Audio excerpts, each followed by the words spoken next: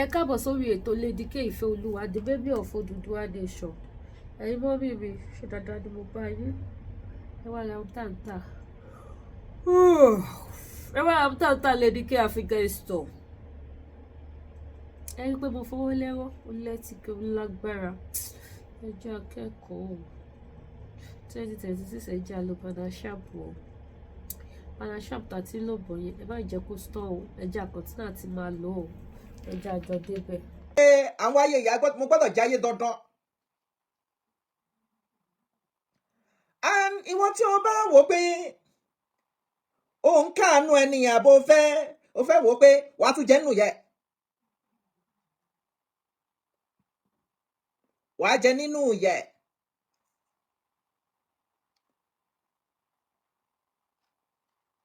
Torí kò sí bó o ṣe lè bá Lizzy Ajonrin ṣe. Wàá rí àjálù kan síkan. Mo sọ́njọ́ kan mo ní mo lálàá èmi kọ́ mo tiẹ̀ lálàá ìyàwó mi ló lálàá. Ó náà ń rí pé Lizzy Ajonrin dèmí mọ́bì kan. Má gbọ́ má fi ọ̀rọ̀ yìí ṣẹ̀fẹ̀ o.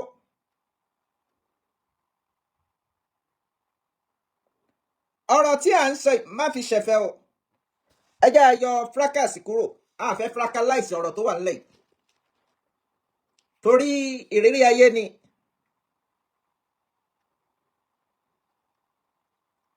Má wò pé wọ́n ń ja fracas ni. Mo fẹ́ kó wò pé wọ́n ń ja fracas ni.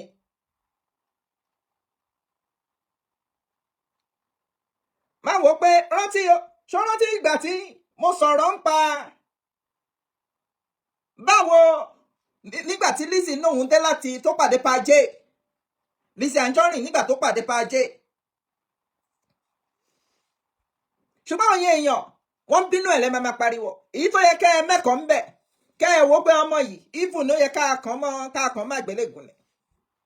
Ẹ máa ní àwọn ọmọ èètì ẹ̀ ní ọ̀rọ̀ wọn èètì ẹ̀kọ́ lélẹ́yìí. Nígbà tí mo sọ mo ní nígbà tó pàdé pàjé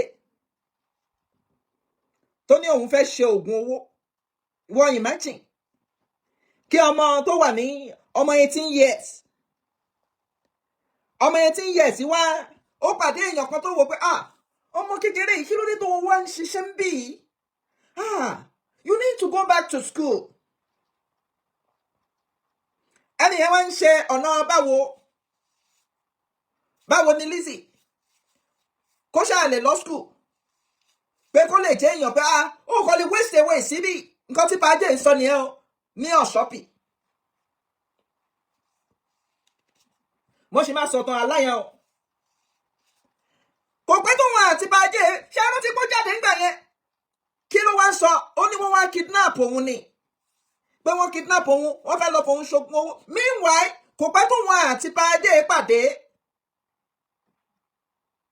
Ó sọ fún pàjé ló wá sọ lórí show ló wá sọ lórí online. Ó ní òun fẹ́ ṣe oògùn owó. Ìwọ tó bá ń ṣoògùn owó má gbọ́ o. Kò sí oògùn owó tó ṣe tó ní lẹ́yìn ó rí Lizzy Ajonrin ó rí kó ti ya wèrè. Ojú yẹ̀yẹ́ lẹ́lòmíì fi wo ọmọ yìí ó ti lè sọ̀rọ̀ ó ti ya wèrè iṣẹ́ wèrè gangan ló ń ṣe yẹn. Tí wọ́n bá níyàn ń ṣèṣe wèrè iṣẹ́ wèrè nìyẹn. Then nínú ìtàn ìyá tó bí ìyá tó bí exactly bí ó ṣe ṣe nìyẹn ṣé mọ̀ pé òun náà sọ ó ní ìyá òun ó mú òun rìnrìn kó o lè mọ̀ pé irú ìyàwó ló ní tó mú ọmọ tó ní ó mú òun rìnrìn irú ìrìn wo ó mú ọmọ tójú bọlé kiri. Kí wá nìgbẹ̀yìn ìyá tó bí Lizzy Ajonrin ibo ló kú sí? Ó kú sílé àlàpà. Òun ló fi yẹ pé tó máa ń pè wọ́n ní tó bá ní àwọn ẹgbẹ́ ṣe yẹrẹ wọ́n wà wò pé dúró ìyá tiẹ̀ tó bí ẹ Lizzy Ajonrin rere wo ló wá ṣe láyé ó kú sílé àlàpà ni. Nígbà tí ìyá ẹ̀ kú kò sí anybody níbẹ̀ ó ti lò days inú ilé kí wọ́n tó discover òkú ẹ̀.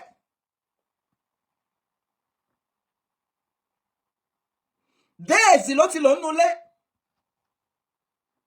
Kò ń sọ̀rọ̀ ẹ̀fẹ̀ ọ̀rọ̀ reality ni ìrírí ayé ni. bàbá ẹ̀ ló kọ́ mọ̀ àbúrò ìyá ẹ̀ ló kọ́ mọ̀ bàbá Lánre pé ìyá ẹ̀ ti kú sínú ilé nígbà tí wọ́n já tó wọnú ilé tó rí ìyá ẹ̀ ẹja tó jẹ last ó wà lẹ́nu ẹ̀ tó bá ní gbogbo yín ẹ gbé glory wá ìyá tó bí bèrè lọ́wọ́ ẹ̀ pé ṣé ìyá tó bí ó gbé glory wáyé then irú àwọn nǹkan báyìí tó máa ń jẹ́ kíyàn rírú ẹ̀yìn báyìí irú ìgbésí ayé tí ìyá Lizzy fi kú sílé àlàpà ní pé tíwà ọwọ́ ẹ tí kò bá da check ìwà ọwọ́ ẹ ibi tá à ń lọ kọ́ nìyẹn preamble ní gbogbo eléyìí o.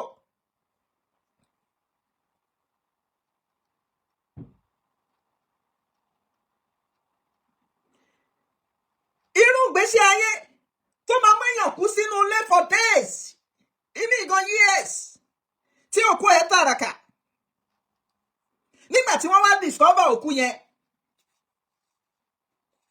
pé ìyá Ṣọlá pé òun ló kú yìí ó wá kú báwo ni wọ́n ṣe fẹ́ sin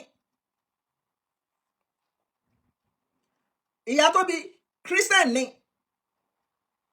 kódà wọ́n sun church àwọn tó wà ní church wá ní àní sí o kí ni ìdí tí wọ́n fi ní wọn ò ní sí nítorí pé nígbà tí ìyá Lizzy Ajonrin wà láyé àwọn ìwà burúkú ọwọ́ èyí náà ni àwọn ìwà burúkú ní church tí ó fojú jọ ni wọ́n fi ní àní sí. kí ni àwọn ọlọ́padà wá sí òun náà sọ lẹ́nu ẹ̀ ó ní àwọn àáfàá ló wá sí lọ́sìn ìyá òun ṣé àwọn àáfàá sí nítorí pé ó jẹ́ muslim ni àbójá ya àdínì abálásàlátù wọn ò sì yẹ nítorí pé ó jẹ́ alásàlátù wọn ò sí nítorí pé ó jẹ́ ìyá àdínì wọn sì nítorí pé òórùn ládùúgbò tẹ́ ẹ bá náà ní sí òkú wèrè òórùn gan ò ní jẹ́ gbádùn òórùn gan ò ní jẹ́ kí ẹ gbádùn wọ́n tó bá ní àwèrè kó ẹ̀ ní sí toró jẹ́ wèrè òórùn kọ́ ẹ ṣàwábì kan ẹ ṣàjú síbì kan òun ló fi jẹ́ pé tókù bá kú sí títì bí ìjọba mọ̀ àbí kò mọ̀ ìjọba ní láti sí nítorí pé kó má fa àjàkálẹ̀ àrùn ṣàmọ̀ pé ní tó tún jẹ́ nǹkan gidi òórùn ẹ máa rùn yàtọ̀ bí wọ́n ṣe sí nìyẹn bí gbẹ̀yìn ìyá tó bí Lizzy Ajonrin bó ṣe rí nìyẹn. then ó wá ń sọ àwọn ọ̀rọ̀ kan recently máa ní kí ẹ̀ mọ́ ọ̀rọ̀ Ìyábọ̀ Òjó tó ní àwọn ará àdúgbò mọ̀ pé Ìyábọ̀ Òjó òun ni gist lover nítorí ẹ̀ àwọn tó wà ládùúgbò wọ́n máa ń kó kúrò ní àdúgbò yẹn wọ́n tún ṣẹlẹ̀ kan nìyẹn o.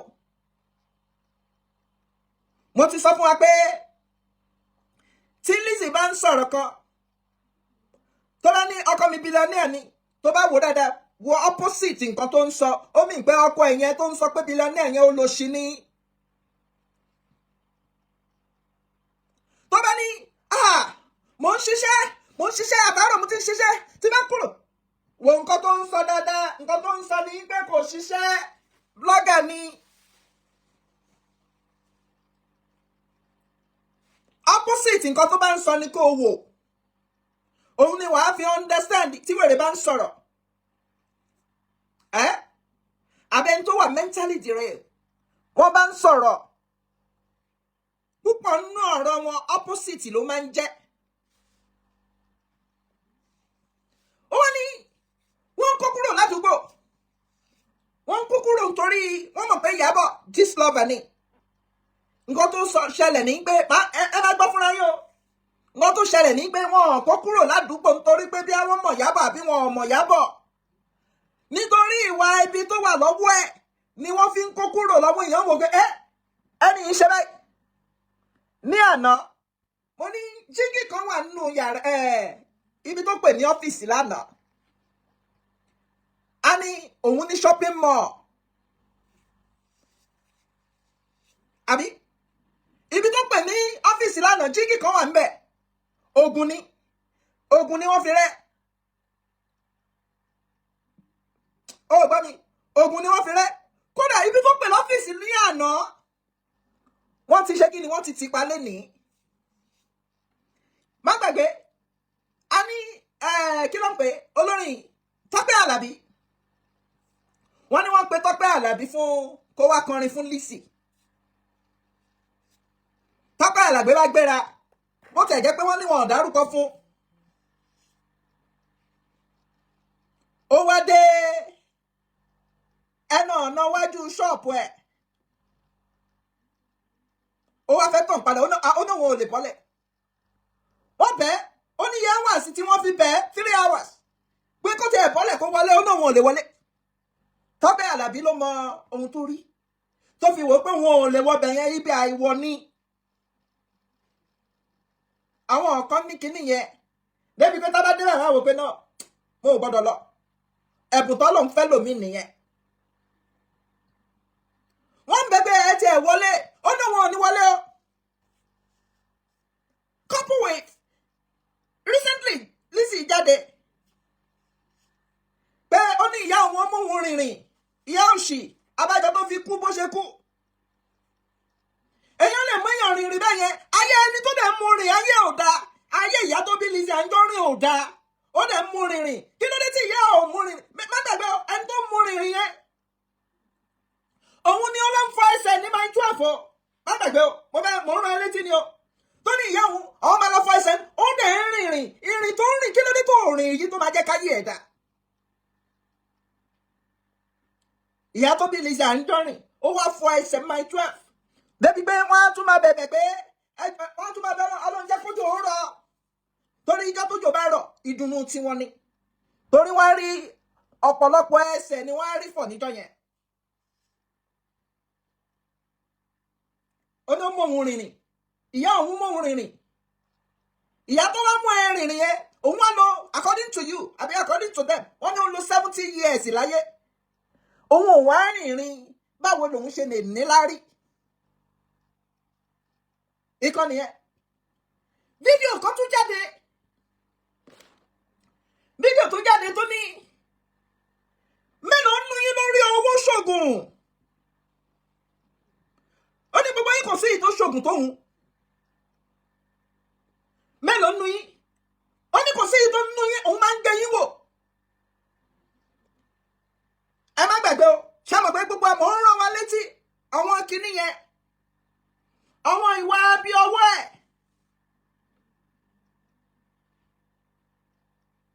Ìyẹn náà tún lọ bẹ́ẹ̀ ó ní kò sí ìtò òun máa jáde fún nínú yín òun máa lé wọn kalẹ̀ báyìí. Wàá wá máa wò ó pé òun máa ń sọ̀rọ̀ bí ìgbà tó jẹ́ pé òun lòun dára òun kò ń sọ̀rọ̀ bí ìgbà tó jẹ́ pé èèyàn kan ló dáa ọ̀rọ̀ tó ń sọ èèyàn kan ló jẹ́ kó o máa sọ tẹ́nìyàn bá fẹ́ pa ẹ́ lẹ́nu mọ́ pé má sọ mọ́. Lára Nollywood actress kan ni wọ́n sin ní àná bó tẹ̀ yẹ pé wọn ò sọ rubbish nígbà tó wà láyé ó ń sọ ó ń jáde ẹ lọ́dọ́jà ẹja lọ sí set báyìí lè ṣe máa ṣe ó ń sọ ń jáde gbàtà tó ní ọ̀rọ̀ tó ní ó dá mọ́ báyẹ̀ kó sọ nǹkan kan mọ́ kí ló ṣẹlẹ̀ kò rí sọ mọ́. Àwọn jáde èmi mi wáyé òun ti gbàgbé pé èèyàn kan wà ó tó ju olóògùn lọ àti pọ́tàn àwọn oríṣiríṣi olóògùn tí wọ́n ti wáyé tí wọ́n ti lọ. Kò sẹ́ni tó ní oògùn tó wáyé tó wá ní àwọn òní lọ ládùúrò bí mo ṣe lóògùn tó yìí ilé ayé lòun á máa gbé forever kò sí. Àìmọye ẹni tó jẹ́ pé ó mọ̀ wà ìkà ṣe láyé tó jẹ́ pé wọ́n ní má dọ́dọ̀ bàbá yẹn o tó bá dọ́dọ̀ bàbá yẹn nǹkan báyìí ló máa ṣe fún ẹ àwọn náà ti wáyé àwọn náà ti lọ kò sí èyí tó kù nù wọn. Èyí tó ń pariwo pé òun lóògùn yìí náà òun náà máa padà dákẹ́ níjọ́ kan náà ni. Báàtọ̀ àlá tí mo níyàwó mi lọ nígbà tí mò ń gbèjà Lizzy ẹ̀ a ní òun lálàá èmi ò gbàgbọ́ Ọlọ́run mo ò ní purọ́ mo ò gbàgbọ́. Ó ní òun rí kó so mí mọ́lẹ̀ ó wá ń fún mi ní ẹgbà ó ní gbogbo wọ̀tẹ́bà tí mò ń ṣe lọ́rọ̀ ajé ó ní ọ̀dọ̀ ẹ̀ ló ń lọ nǹkan tó sọ nìyẹn. Èmi wá wò pé mo ò gbàgbọ́ 1000% mo gbàgbọ́. Ẹ jẹ́ á fi àìgbàgbọ́ mi lẹ̀. Èmi mo mọ ohun tójú mi rí lẹ́yìn àìgbàgbọ́ mi. So, arábìnrin kan ó ní wọ́n náà máa gbọ́ o, àjọ máa gbọ́ ni.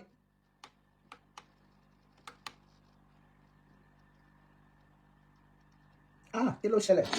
So this is a part of the story of how I worked with one of your fetish celebrity for 1 week and I resigned. Arábìnrin ní ó ń sọ ìtàn ayé ẹ̀. Ó ní this is the part 1. Ó ní àkọ́kọ́ nǹkan tóun fẹ́ sọ lórí fetish celebrity. Bóun ṣe ṣiṣẹ́ pẹ̀lú fetish celebrity. Òun dẹ̀ resign. Òun ṣiṣẹ́ fún ọ̀sẹ̀ kan péré lòun ṣiṣẹ́ pẹ̀lú ẹ̀. Ọ̀sẹ̀ kan. Ó ní òun ṣiṣẹ́ pẹ̀lú ẹ̀. Òun resign. Meanwhile, ìwọ́n tó wọ́n bá rántí last year. Mo post nǹkan kan jáde, mo ní Lizzy Ajonrin. Mo ní lára àwọn tí wọ́n ń bá wọn ṣiṣẹ́, wọ́n ní wọ́n ń sanwó fún wọn. Lẹ́yìn ìgbà yẹn kí ló ṣe? Ó jáde. Ó ní àwọn kan wọ́n bá wọn ṣiṣẹ́, wọ́n lọ ń gbé ẹjọ́ fún àwọn blogger. Ọ̀rọ̀ wọn ń gbẹ́jọ́ fún àwọn blogger. Ó ní ẹ má dá wọn lọ́wọ́, wọ́n lọ ń gbẹ́jọ́ fún àwọn blogger. Lẹ́yìn ìgbà yẹn ló jáde o. Mo ò sọ kankan mọ́. Lẹ́yìn ìgbà yẹn bàbá kan ṣe fídíò. Ó ní òun ti ṣiṣẹ́ báyìí. Ẹ ti ẹ̀ fún òun lówó nǹkan tóun ti ṣe. Ẹ fún òun lówó nǹkan tóun ti ṣe. Ìwọ tó o bá rántí dáadáa, mo ń mú yín padà ní o. Arábìnrin wa ní báyìí lòun ṣe ṣiṣẹ́ fún Magbo túbọ̀. So this is a part of the story of how I worked with one of your fetish celebrity for 1 week and I resigned. Ó lóun ṣiṣẹ́ ọ̀sẹ̀ kan lòun máa fi ṣiṣẹ́ pẹ̀lú Lizzy Ajonrin. Má wọ́ọ̀rì, o lè máa ní kò dárúkọ Lizzy Ajonrin, kò dárúkọ Lizzy Ajonrin ni. Àtó débẹ̀. Kò dárúkọ lóòótọ́. Ó ní ọ̀sẹ̀ kan lòun fi ṣe ń bẹ̀. Òun resign. Ó yá, à ń gbọ́. Boss lady, good morning. So mind you, I told you that when I was going back to the manager to tell him, I don't know my husband's mother's. Oh, you're ibi ìkọ́. Second one lélẹ̀. Bọ́mbọ̀.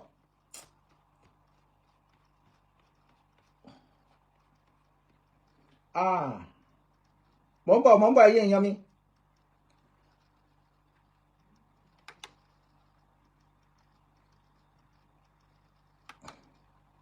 Ó ní ọ̀sẹ̀ kan lòun fi ṣiṣẹ́ pẹ̀lú Lizzy Ajonrin ọ̀sẹ̀ kan.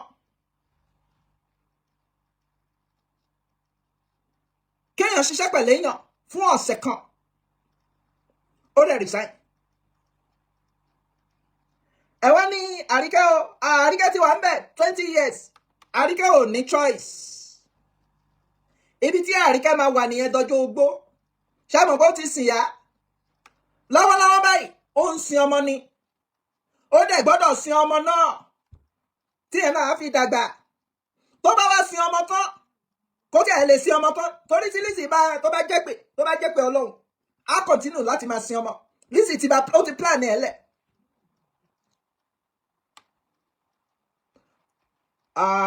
Kò ní dá tí mo bá rí kíní yìí o.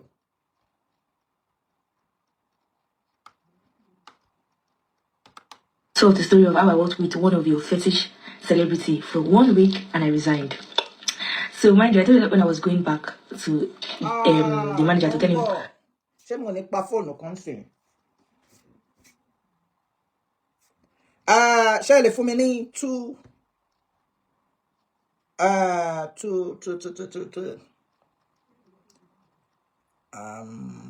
Mo ò lè fẹ́ pa fóònù kankan. Ẹ fún mi ní 2 seconds or 2 minutes.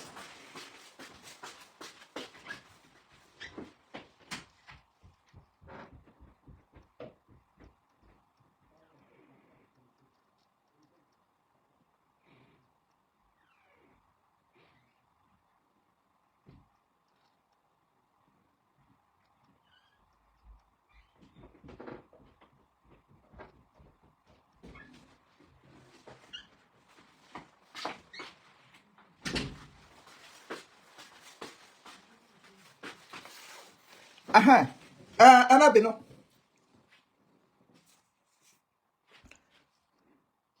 Ṣé mo pé arábìnrin yìí ń sọ̀tún ẹ̀ lọ? Màá continue pẹ̀lú eléyìí. Àtúwá padà.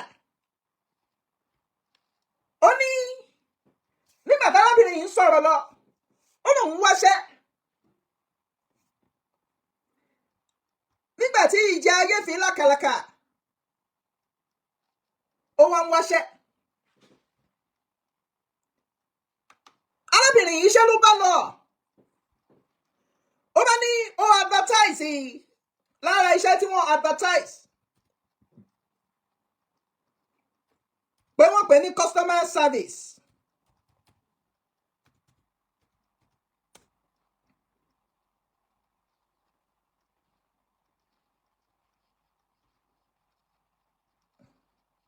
Customer service ló bá lọ sí ọ̀dọ̀ Lizzy Ajonrin.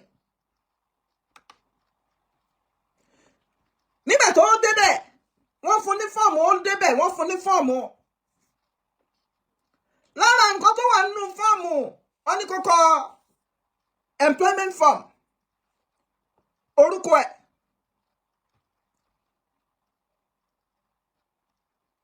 Kò tí ì jáde o. Orúkọ ẹ̀. Orúkọ surname ẹ̀. Orúkọ two guarantor, wọ́n fẹ́ two guarantors. And nígbà míì wà, ṣé mọ̀ pé àwọn tí wọ́n ní láárí ló máa ń sábà pé ló máa ń sábà lò fún guarantor. O ò nílò tó bá lọ mú conductor wá as guarantor, wọn ò ní gbà á. Kò sí ilé iṣẹ́ tó máa gbà lọ́wọ́ ẹ tó bá mú conductor wá pé conductor yo òun ni guarantor ẹ, wọn ò ní gbà lọ́wọ́ ẹ. In most cases kan tó bá mú roadside mechanic lọ, wọn ò tún ní gbà lọ́wọ́ ẹ. Nínú fọ́ọ̀mù yìí bákan náà, Lizzy wá ní guarantor, wọ́n tún fi ibìkan síbẹ̀ pé kí lorúkọ ìyá guarantor. Ṣọ́mọ̀ pé ìyá tó bí first guarantor wọ́n fẹ́ mọ̀. Ìyá tó bí first guarantor, that is ìyá guarantor, wọ́n fẹ́ mọ̀. Orúkọ ìyá ló béèrè o, wọ́n ò béèrè orúkọ bàbá o. Ìyẹn Lizzy Ajonrin àti manager. Wọ́n fẹ́ mọ̀ orúkọ ìyá fún guarantor àkọ́kọ́. Wọ́n fẹ́ mọ̀ orúkọ ìyá fún guarantor àkọ́kọ́. Wọ́n fẹ́ mọ̀ orúkọ ìyá tó bí guarantor kejì. Wọ́n fẹ́ mọ̀ orúkọ ìyá tó bí ìyá guarantor kejì. Irú ibiṣẹ́ wo ni wọ́n ti ń ṣerú ẹ̀? Ẹ wá ní ó ti ọba mọ̀ ló pa.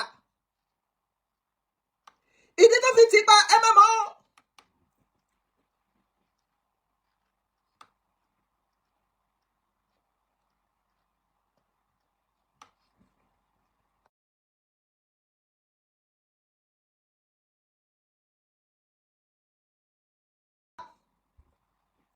Ìdí tó fi ti pa ní pé at a point àwọn gbogbo àwọn tí wọ́n ti ṣiṣẹ́ ń bẹ̀, wọ́n máa ń sọ ohun tójú wọn rí. Tẹ́lẹ̀ ìbá débẹ̀ á ní ìwọ́n náà ń ṣiṣẹ́ ń bẹ̀. Á ní rí pé kò sí bó ṣe lè ṣiṣẹ́ bẹ̀ ò lè lákòjọ. Bákan náà kò tún wá ń ṣe kò ń ṣe transfer fún wọn tó bá fẹ́ san salary fún wọn. Ìwọ ò bẹ̀rẹ̀ pé ayé tá a wà yìí ayé digital world ni. Kí ló dé tí Lizzy Ajonrin ò fi ń ṣe transfer fún wọn? Tó fi jẹ́ pé owó kan tó máa bí inú pósí ló ti kó jáde ni o, bóyá inú gbá ló ti kó jáde ni o, a kó fún àwọn ọmọ yẹn. Káàṣì ni ó ń san.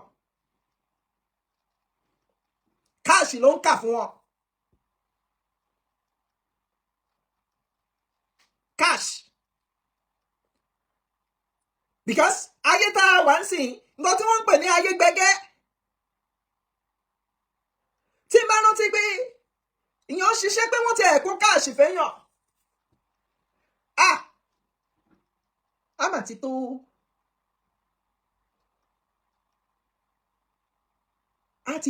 25 years. Àti tó 25 years. Pé ìyàn ṣiṣẹ́. Ó wá yẹ pé káàṣì ni wọ́n ń kó fẹ́yàn. Àti tó 25 years, I think. But digital age. Tí ìyàn bá ti ẹ̀wá ṣiṣẹ́ ìlú òyìnbó, lẹ́yìn wọn kó káàṣì fẹ́yàn. Bóyá wọ́n fẹ́ wò pé wọ́n fẹ́ invade bóyá tax, wọ́n fẹ́ dọ́gbọ́n sí. Àbí wọ́n employ èèyàn kan bí ẹ kò díwèé. Ṣùgbọ́n Lizzy tó ń kó káàṣì fẹ́yàn. Owó yẹn báǹkì kan ló ti ń wá direct. Ìsídà máa gbọ́ ìsídà kó yẹ pé ó kówó yẹn jáde láti inú pósí. Àbí ó kówó yẹn jáde láti inú gbá kan. Sórí ibi táwa dé láyé oríṣiríṣi láti rí. Mo mọ ìyá kan. Mo ti ṣiṣẹ́ níbì kan tó yẹ pé tá a bá ti wọ fátìrì láàárọ̀ bá ẹ̀jẹ̀ la máa rí. Ẹ̀jẹ̀ lọ ni. Mo mọ ìyá kan. Ìyá yẹn tó bá ṣí wardrobe ẹ̀ báyìí pósí ni wàá wà ló máa rí ń bẹ̀. Wàá wò pé báwo lèmi ṣe mọ̀ pé pósí wà ń bẹ̀. Ṣé mọ̀ pé ọmọ kékeré kan lè ṣeré yàn á lọ ṣeré lọ́dọ̀ ìyá yẹn. Ọmọ kékeré ṣeré ni wàá kọ́ pósí nínú yàrá ìyá yẹn. Sórí ìyá yẹn kò sọ pé òun fẹ́ pa mọ́mísí tó bí mi o. Sẹ̀lẹ̀ kan ló rìnà sí. Bóyá sẹ̀lẹ̀ ni bóyá kérúbù kan ni. Ó bá ní ẹ lọ ra aṣọ báyìí. Ẹ ra nǹkan báyìí. Ẹ lọ gbé fún ìyá yìí kẹ́ẹ̀dẹ̀kúnlẹ̀. Wọ́n ò ní àwọ̀ kankan o. Wọ́n ò ní ọ̀rọ̀ kankan o. Mo mú yẹn wọ ni. Ibi tá à ń lọ kọ́ ni Oro Lizzy Ajonrin láwa sọ. Ìyá tó bí mi wọ́n bá ṣe bí ìṣẹ̀lẹ̀ ṣe àbí kérébù. Wọ́n bá lọ sọ́dọ̀ ìyá yìí. Wọ́n bá kúnlẹ̀ pé màmá mo ní wá ra kíní ìfún yín ni. Ó ní ta ló ní kó lọ rà wá nǹkan tí ìyá yẹn ń sọ nìyẹn o. Ìyá ni kò sẹ́ni tó ní lọ rà á. Ìyá yìí ní òun ò ní gbà. Ìyá tó bí mi ń sọ pé màmá ẹ má gbà ní lórí ìkúnlẹ̀. Hours lórí ìkúnlẹ̀. A ní mo ò ní gbà kíní ìṣe. Okay. Nǹkan tí ìṣẹ̀lẹ̀ yẹn rí ni pé ó ní tó o bá fẹ́ yẹ kí wọ́n gbé ẹ̀gbìn lójijì ra nǹkan báyìí kó lọ fún ìyá yìí. Ó ní a ní èèyàn ló ní kó o gbé wá. Ó ní màmá kò ń ṣèyàn màmá yẹn ni mo ò ní gbàṣẹ. Ìyá tó ní kú sínú kọ́bọ̀dì mo ń sọ. Ṣùgbọ́n ìyá tó bí mi kúnlẹ̀ ó ní ẹ má gbà ní. Màmá ẹ má gbà ní.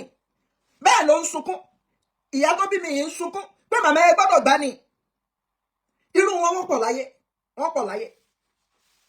Eventually ó gbà lóòótọ́. Wọ́n pọ̀ tó yẹ pé owó ẹ̀jẹ̀ ni wọ́n ná. Ẹ̀jẹ̀ pọ̀ lọ́rùn wọn.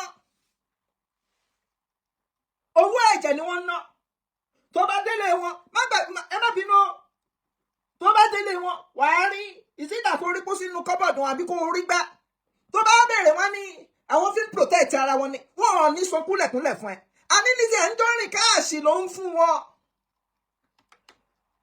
Àǹtí wọn bá ní kẹ́mi sọ bí mo ṣe fíìwù ẹ̀. Òun ní pé tó o bá wo owó yẹn ìsídà kó jẹ́ pé inú gbá kan ló ti kó jáde àbí inú pósí. So arábìnrin wa bẹ̀rẹ̀ story ẹ̀. Ẹ jẹ́ àgbọ̀lọ̀. Of your fetish celebrity for 1 week and I resign. So let's get into the story. Ẹ dúró. Kí ló ṣẹlẹ̀? Ṣé à ń flag turning your camera off, showing strategy image or being away from. Okay. Arábìnrin ní alóhùn ṣiṣẹ́ pẹ̀lú Lizzy Ajonrin for 1 week. Ọ̀sẹ̀ kan. Òun dà ṣe kí ni? Òun náà wọn ò lọ́mọ. Ó yá ẹ jẹ́ àgbọ̀lọ̀. Story time of how I work with one of your fetish celebrity for 1 week and I resign. Kí ló pé? Ó pè ní fetish celebrity. Tí wọ́n bá níyàn fetish, òun náà ti jáde, ó jẹ́ kí aráyé mọ̀ pé òun wà fetish. Kò ń ṣe pé wọ́n ṣe ń sọ pé obìnrin yẹn wà fetish. Òun nígbà ogun burúkú, ogun wèrè, ogun kó bá yé èèyàn jẹ́, òun ló pọ̀ lọ́wọ́ wọn. So let's get into the story. I'm not going to mention name. I'm not going to give examples so that if people will not clog the dots. Òun ò ní dárúkọ o. Òun ò ní mention name o. Kò mention name lóòótọ́. Ṣùgbọ́n àwa mọ̀ bí story yẹn ṣe lọ pé Lizzy Ajonrin ni. Alákọ̀ọ́kọ́ wàá ní kí ló dé tí wọ́n ní Lizzy Ajonrin ni? Ó ní fetish. The word fetish. Àti ìrí celebrity kan lórí social media tó jáde tó ní òun wà fetish o, àfi Lizzy Ajonrin. Àrí celebrity kan tó jáde tó ní mélòó ní ẹ̀yin rówó ṣògùn ni. Gbogbo yín mo ti gbé wò, máa fi yín sílẹ̀, àfi Lizzy Ajonrin. Àrí celebrity kan tó jẹ́ pé ó ń lọ rí omi, ó ń pa ìdíyẹ, ó ń pa ikú, ó ń pa gbogbo ẹ̀ lórí social media, àfi Lizzy Ajonrin. Àrí celebrity kan tó ní àdàbí oníná kan rẹ̀ o, tó tún dáná sí fọ́tò àwọn èèyàn, àfi Lizzy Ajonrin. Ìwọ sọ fún mi, celebrity wo lórí tó tún ṣerú ẹ̀? Alákọ̀ọ́kọ́ ǹdí táwa fi ní Lizzy Ajonrin ni ẹni tí à ń wí ń bì. And then ó qualify as what? Fetish, your fetish celebrity.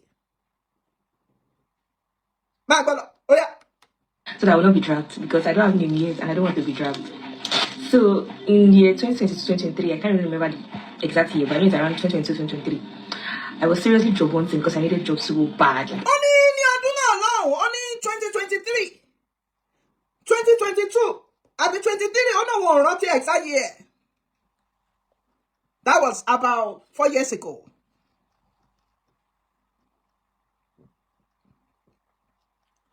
Only one washer.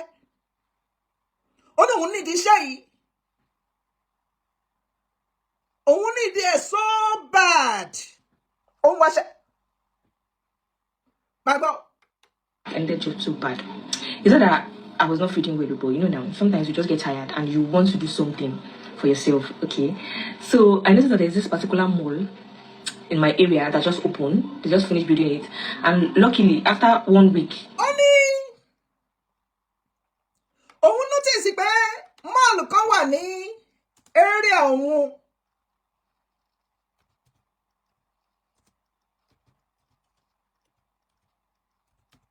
Bọ́mbọ̀ ẹ má bínú, mo lè slow there o. Ó ní òun notice pé wọ́n ṣẹ̀kọ́ ni.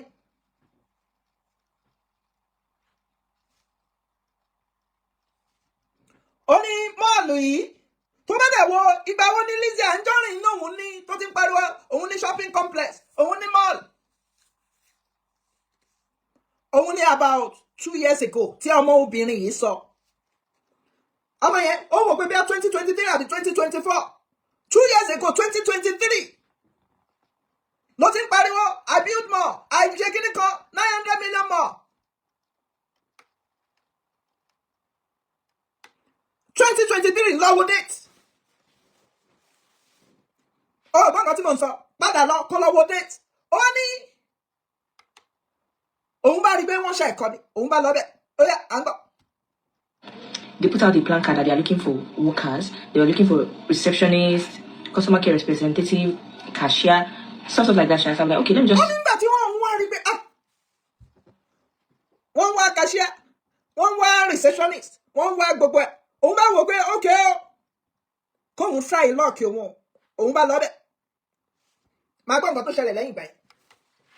Apply for the customer care rep because that's what I've been doing. Like, that's my line of duty, you get. So luckily the day I went there, I met this celebrity and she was like, oh, let her manager come so I can come back and let's take me back.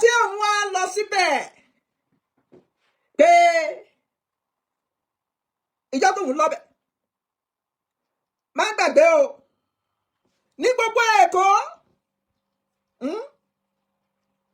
Ó ní wọ́n bá celebrity yìí ń bẹ̀. Má gbàgbé ó lóun ní manager kan. Ó wá ní manager òun ń bọ̀. Manager òun ló máa attend sí arábìnrin yìí. Only manager who back Baba. Our manager went out. That when the manager comes, he's going to attend to me. Mind you, I came back like after that 30 minutes. I think I came back after 45 minutes. Luckily, I met the manager and I told the manager, okay, I want to apply for the customer care rep position. And I was like, oh, okay. Then he collected my CV and I was like, oh, that's nice. You have a very nice CV, like you get. So he was like, okay, if I can resume the next day. And I told him that. Oh, manager only kò sí nle. Manager padà wá nle. Ẹ má gbàgbé yẹn yan wa. Ẹ jọ̀ọ́ ṣe máa bá wa share so ye máa share. Ṣé máa kàn máa pariwo báyìí. Ẹ ní share lọ síbi tó yẹ ká share. Káwọn èèyàn lè jàǹfààní. Fún one star, tún ní share. Mo dẹ̀ ń fẹ́ fún. Ẹ share kíní yìí.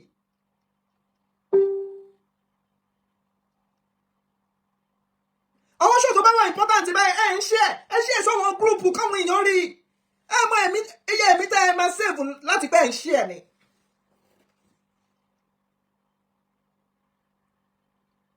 Àwọn ìyá kan wà kánà wọn wà bí wọ́n máa fún mi Insta. Àwọn ń share ṣùgbọ́n wọ́n máa ń fún mi Insta.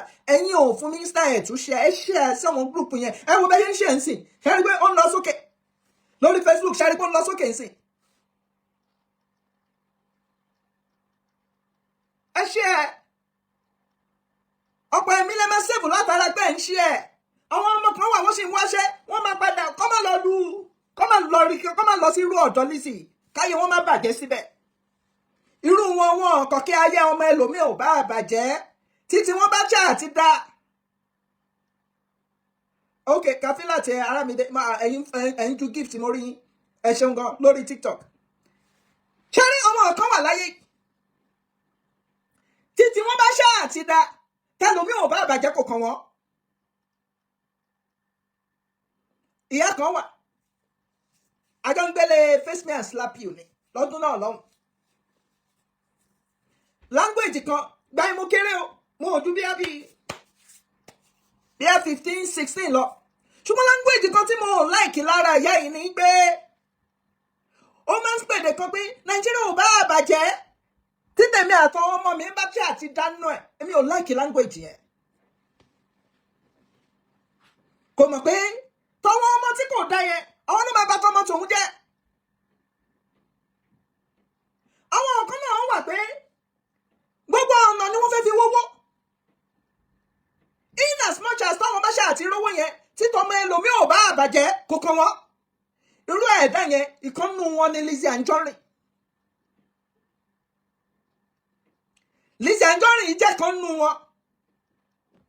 Arábìnrin wa ní òun á dé ọ̀dọ̀ manager adé ẹjẹ́ àmẹ́gbọ́lọ̀. No, I can't resume the next day because the day I took my CV there was on Friday. I was like, ṣé mo pé nígbà tí wọ́n fún CV wọ́n bá ní ṣó máa wá bẹ̀rẹ̀ níjọ́ kejì. Ìjọ́ tó mọ yìí dẹ̀ mú CV lọ torí manager ẹjọ́ Friday ni kíákíá ni èyí tó yẹ kó ní kó wá bẹ̀rẹ̀ ní Monday. Ṣé mo pé àwọn oníṣẹ́ ẹbí wọ́n tètè fẹ́ gba nǹkan tó fẹ́ gbà lára ẹ̀. Èyí tó bá wúlò tó wà lára ẹ̀ wọ́n fẹ́ gbà kíákíá wọ́n ní kó wá bẹ̀rẹ̀ níjọ́ kejì. Mo sọ ọ̀rọ̀ kan kó tó di pé Lizzy jáde tó ní mélòó nínú yín ló ń ṣògùn tóun. Mo sọ ọ̀rọ̀ kan mo ní ìwọ tó bá ra lẹ̀ ní tó bá lóun ń talẹ̀ tó bá lọ ṣe mistake tó bá lọ sẹ́rí mọ́ wọ́n ní wọ́n máa rìn nǹkan mọ́ ilẹ̀ tó ní o fẹ́ lọ rà. Àwọn kan wà ilẹ̀ ni wọ́n rà tí wọ́n do lórí burúkú. Àwọn kan wà wọ́n kó sílé kan ni wọ́n do lórí burúkú. Torí oríṣiríṣi àwọn èèyàn ló wà. Èwọ̀n ìmí ìwà tó yẹ pé nǹkan wá kàn rìn mọ́bẹ̀ ó lè jẹ́ ìmí ìwà tó yẹ pé bóyá toilet kí wọ́n tó rẹ́ toilet pa yẹn wọ́n lè ti rìn nǹkan mọ́ ibẹ̀ tó yẹ pé bí wọ́n ṣe ń wẹ̀ ìwẹ̀ ni wọ́n rò pé òun wẹ̀ ó ní nǹkan tó wọ́n ń gbà lára ẹ̀.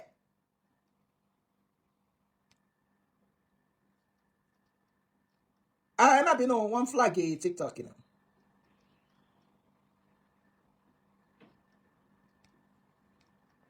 Wọ́n flag TikTok náà.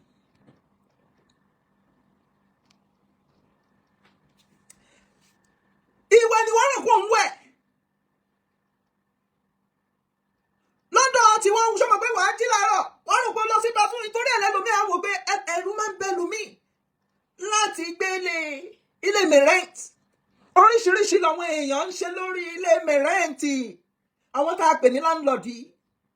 Àwọn ilé kan náà dẹ̀ wà bákan náà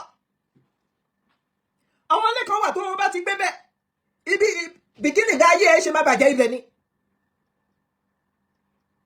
wọ́n ní ẹ̀yin tẹ́ wà ní títẹ̀ ẹ má pa WhatsApp ẹ má yẹ kó gba péjì mọ́ ọ lọ́wọ́ bìkínì bí ayé ẹ ṣe má bàjẹ́ ilé mẹ́rẹ́ǹtì mi ni àwọn ilé kan náà dẹ̀ wà tó jẹ́ pé bó o bá ṣe ń kó kúrò ń bẹ̀ báyìí ilé tiẹ̀ ló ń kó lọ wọ́n wà bẹ́ẹ̀ ṣé mọ̀ pé dúdú ni wá Yorùbá ni wá oríṣiríṣi ni ọmọ Yorùbá ń ṣe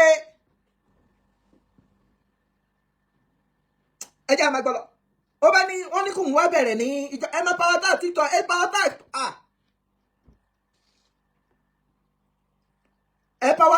tap ẹ jọ ṣẹ́rẹ́ àwọn táwọn àti TikTok ẹ yá gbé power tap yẹn ẹ yá gbé like yẹn dé 20k anyway wọ́n bá ní kí ó wá bẹ̀rẹ̀ ní ìjọ kejì o ọmọ yìí ní rárá o òun ò lè bẹ̀rẹ̀ ìjọ kejì o má gbọ́dọ̀. No, I can't resume the next day. I can only resume on Monday. I was like, then again, do people work on Saturday? He now said yes. I was like, okay, since the place is not even far from my house, I can work on Saturday. It's not a problem. So I was like, I can't resume tomorrow, which is on Saturday. I will only resume on Monday. Then he said, okay, no problem. Fast forward to Monday, I resumed. This one was so nice to everybody, so nice to all the staff. I met new faces. Onígbà tó di Monday. Instagram ti kú àtún padà wá ó ní òun resume ńjọ́ Monday lóòótọ́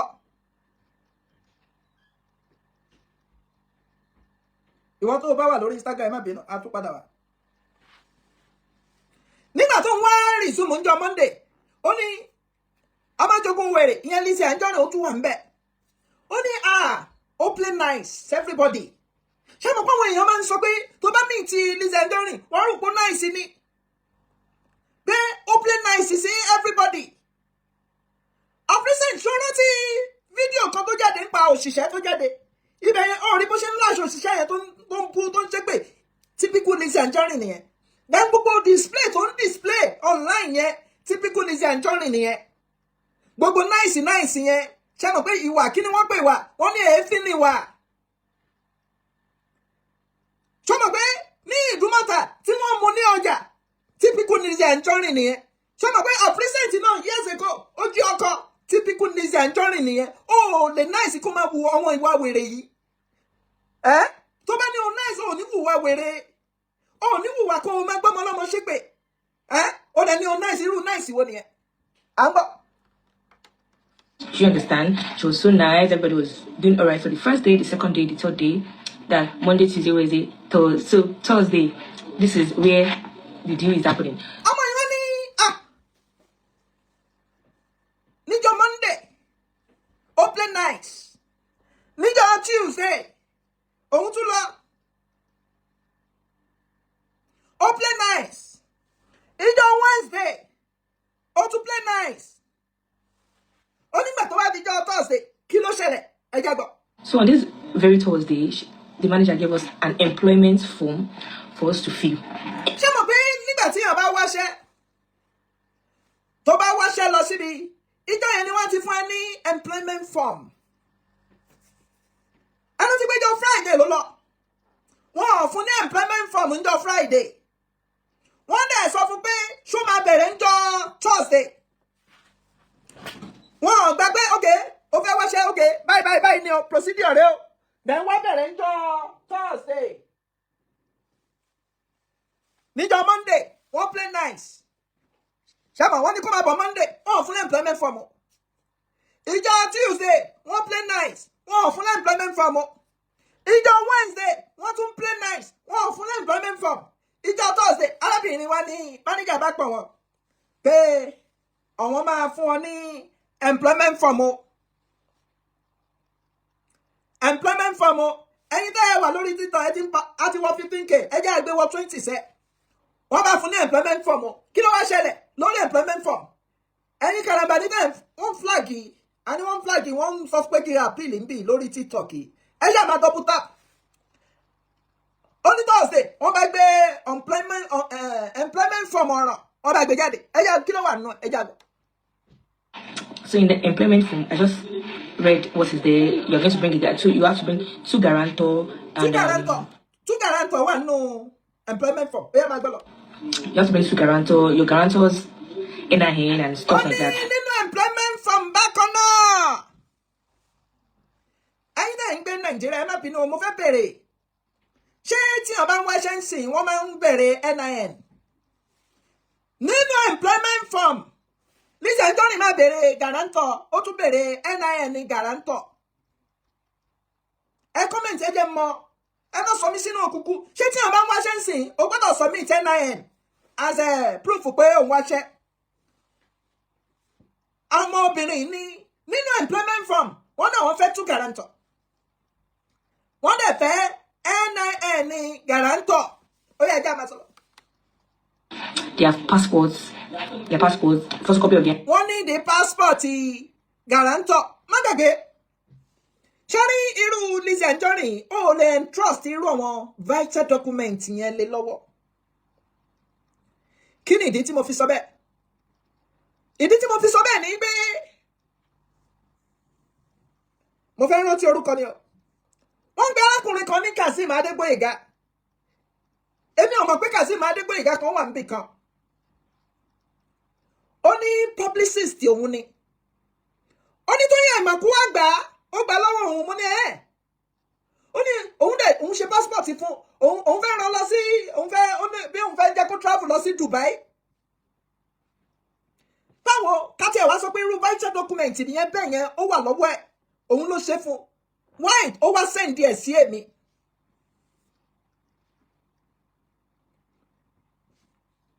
Àti gba mo ti mọ̀ pé èèyàn kan wà tó ń jẹ́ kódà ó wá fi Instagram ẹ̀ hàn mí. Mo bá lọ sórí Instagram ẹ̀ lóòótọ́. Kí wá fún irú èèyàn bẹ́ẹ̀ yẹn ní NIN passport ẹ̀. Ó mọ̀ pé wọ́n lè fi ṣe nǹkan tó pọ̀. NIN ní guarantor ẹ̀ àti passport ṣe photocopy tó mọ̀ pé nígbà míì wà ó lè lọ yáwó. NIN ẹ̀ lọ need láti kó yáwó. Tí mo bá ń ṣe ẹ máa he mi o. Wọ́n kàn ní NIN ẹ̀ pé o fẹ́ yáwó ń ṣe ní Nàìjíríà. Passport ẹ̀ NIN ẹ̀ ó ti tọ́. Arábìnrin wa ní guarantor òun. Of course, under normal circumstance, kò ń ṣerú Lizzy Ajonrin yẹn. Under bóyá Zenith Bank, àwọn bank àbí àwọn big companies, tí wọ́n bá bèrè passport, fine. But kò ń ṣe lọ́dọ̀ Lizzy Ajonrin tó ń bá Yahoo ṣiṣẹ́. Gẹ́ẹ̀tì nǹkan tí mò ń sọ. Lizzy Ajonrin ń bá Yahoo ṣiṣẹ́ Yahoo. Irú ẹ̀ wọ́n ń bèrè passport yẹn. Má gbọ́ lọ. NIN stuff like that. You know, I didn't see a big deal there. Me, I didn't really go through the distance, but I didn't see a big deal in the. So I got home, and most of the time I used to do every job that I've been working, in all the jobs I've been doing. And don't for me money going here. Thank you. I used to use my dad and my husband as my guarantor. So I. Woman law, bàbá tó bí òun lọ́mọ as guarantor. Òun dẹ̀ máa ń lo ọkọ òun as guarantor. Ó ní gbogbo NIN nǹkan tó jẹ́ bẹ̀rẹ̀ yẹn, òun ò rí anything. Òun ò rí big deal. Ó ní òun ò rí big deal nínú nǹkan tá à ń sọ yìí. Ó ní òun ò tiẹ̀ ká gbogbo ìgbà tó ń kàwé pé òun ò rí big deal. Ẹ jẹ́ gbọ́. I got home, I was going to the guarantor's form, I was going to the employment form. So I saw that I am going to write my name, my mom's name. Bàbá ó ní ìgbà tó ń wá délé. Ó ní òun wá jókòó, òun wá wò pé kóun tẹ̀ wo employment form o. Ó ní òun wá rí inú employment form pé inú ẹ̀ lòun ti rí pé òun á kọ orúkọ òun. Ìyẹn àkọ́kọ́, òun á kọ orúkọ ìyá tó bí òun. Lizzy Ajonrin náà òun nídìí ẹ̀, à ń gbọ́. My mom's name. Ó ní kò tún wá tó síbẹ̀. Ó ní apart from orúkọ ìyá tó bí òun nínú employment form náà òun tún rí ń bẹ̀ pé òun á tún kọ orúkọ ìyá tó bí ìyá òun. Gbọ́ bẹ̀ yẹn yé. Pé nínú employment form tí Lizzy Ajonrin provide. Ó ní inú ẹ̀ òun rí pé Lizzy Ajonrin ń bèrè orúkọ òun. Lizzy Ajonrin ń bèrè orúkọ ìyá tó bí òun. Lizzy Ajonrin ń bèrè orúkọ ìyá tó bí òun. Ó ní inú employment form yẹn lòun ti rí. Má gbọ́ lọ, ẹjẹ́ á má gbọ́ lọ. Oruko Yami, Atoriko Yami, that my name, my mom's name, and my mom's name. Then my grandpa too. My grandpa will write his name, his mom's name, and his mom's name. Oni, bákan náà, àwọn guarantor tí wọ́n fẹ́ dúró fún wọn, wọ́n máa kọ orúkọ wọn. Wọ́n á kọ orúkọ ìyá tó bí wọn. Wọ́n á kọ orúkọ ìyá tó bí guarantor. Ṣẹ́rí irú setting tí wọ́n ti ń bèrè irú Lizzy Ajonrin gẹ́gẹ́ bẹ́ẹ̀ ṣe mọ̀ pé olóògùn ni.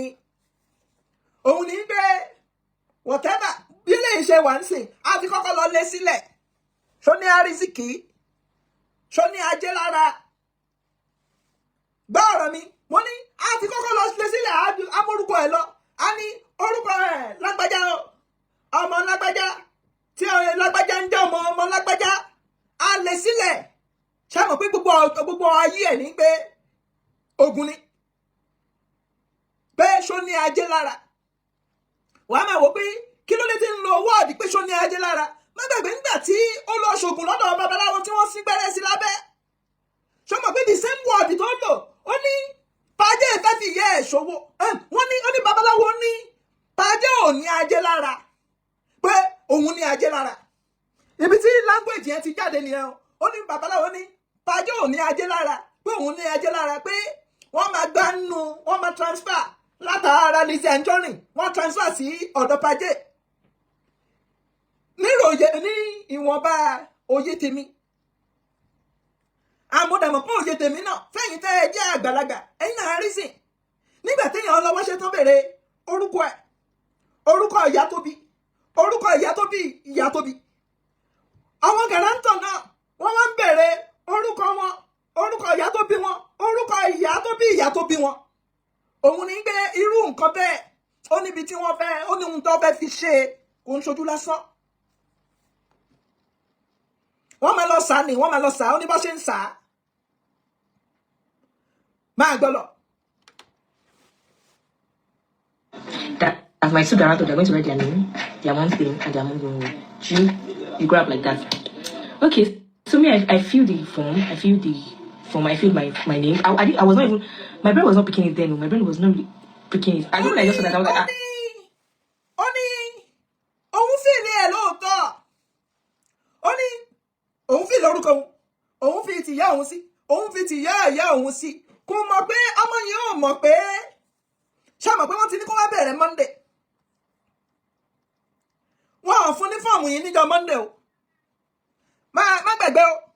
Ìjọ́ Friday tí wọ́n lọ, wọ́n ò fún fọ́ọ̀mù pé okay, you are going to fill this form. When you are coming on Monday, you are starting on Monday. When you are coming on Monday, you bring this form with you. Kò mọ̀ pé ìjọ́ àkọ́kọ́ tó lọ Monday tí wọ́n sọ kankan fún tí wọ́n fún ní fọ́ọ̀mù yẹn. Wọ́n ti prepare iṣẹ́ òkùnkùn lára ẹ̀. Ìjọ́ kejì wọ́n prepare ẹlẹ́ ni.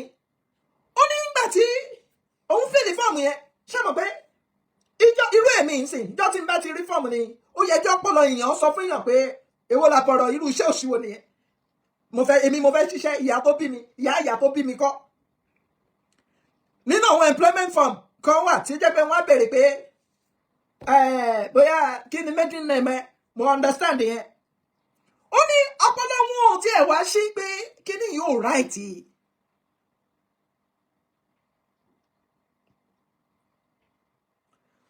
Kí ni yóò right? Ọpọlọ èèyàn ó yẹ kó sí pé kí ni yóò right. Ó ní ọpọlọ wọn ò sí. Máa gbọ́ nǹkan tó ń sọ lọ. This one use me. I just said to that. This one use me. Which one is make I write my name, my mom's name, my mom's name? So I was not really into I didn't think it deep. So I filled the form. I wrote my name, my mom's name, my mom's name because I know it. I wrote my dad's name. I wrote my dad's mom's name, my dad's mom's name because I know it. Now my husband, I know my husband's mom's name, but I don't know the mom's name. Ọba àwọn méjì tí wọ́n fi ń lò tí ó ń lò fún guarantor. Ó ní anywhere tó ń bá fẹ́ lọ. Òun máa ń lo bàbá tó bí òun fún guarantor. Òun sì máa ń lo ọkọ òun fún guarantor. Bẹ́ẹ̀ ni employment ayé ni fún guarantor. Ó ní òun ti fẹ́ẹ̀lì gbogbo fọ́ọ̀mù yìí. Kódà òun ti fẹ́ẹ̀lì orúkọ ọkọ òun. Òun ti fẹ́ẹ̀lì orúkọ ìyá ọkọ òun. Ó ní ṣùgbọ́n ẹyọ kan tó wá kù ní pé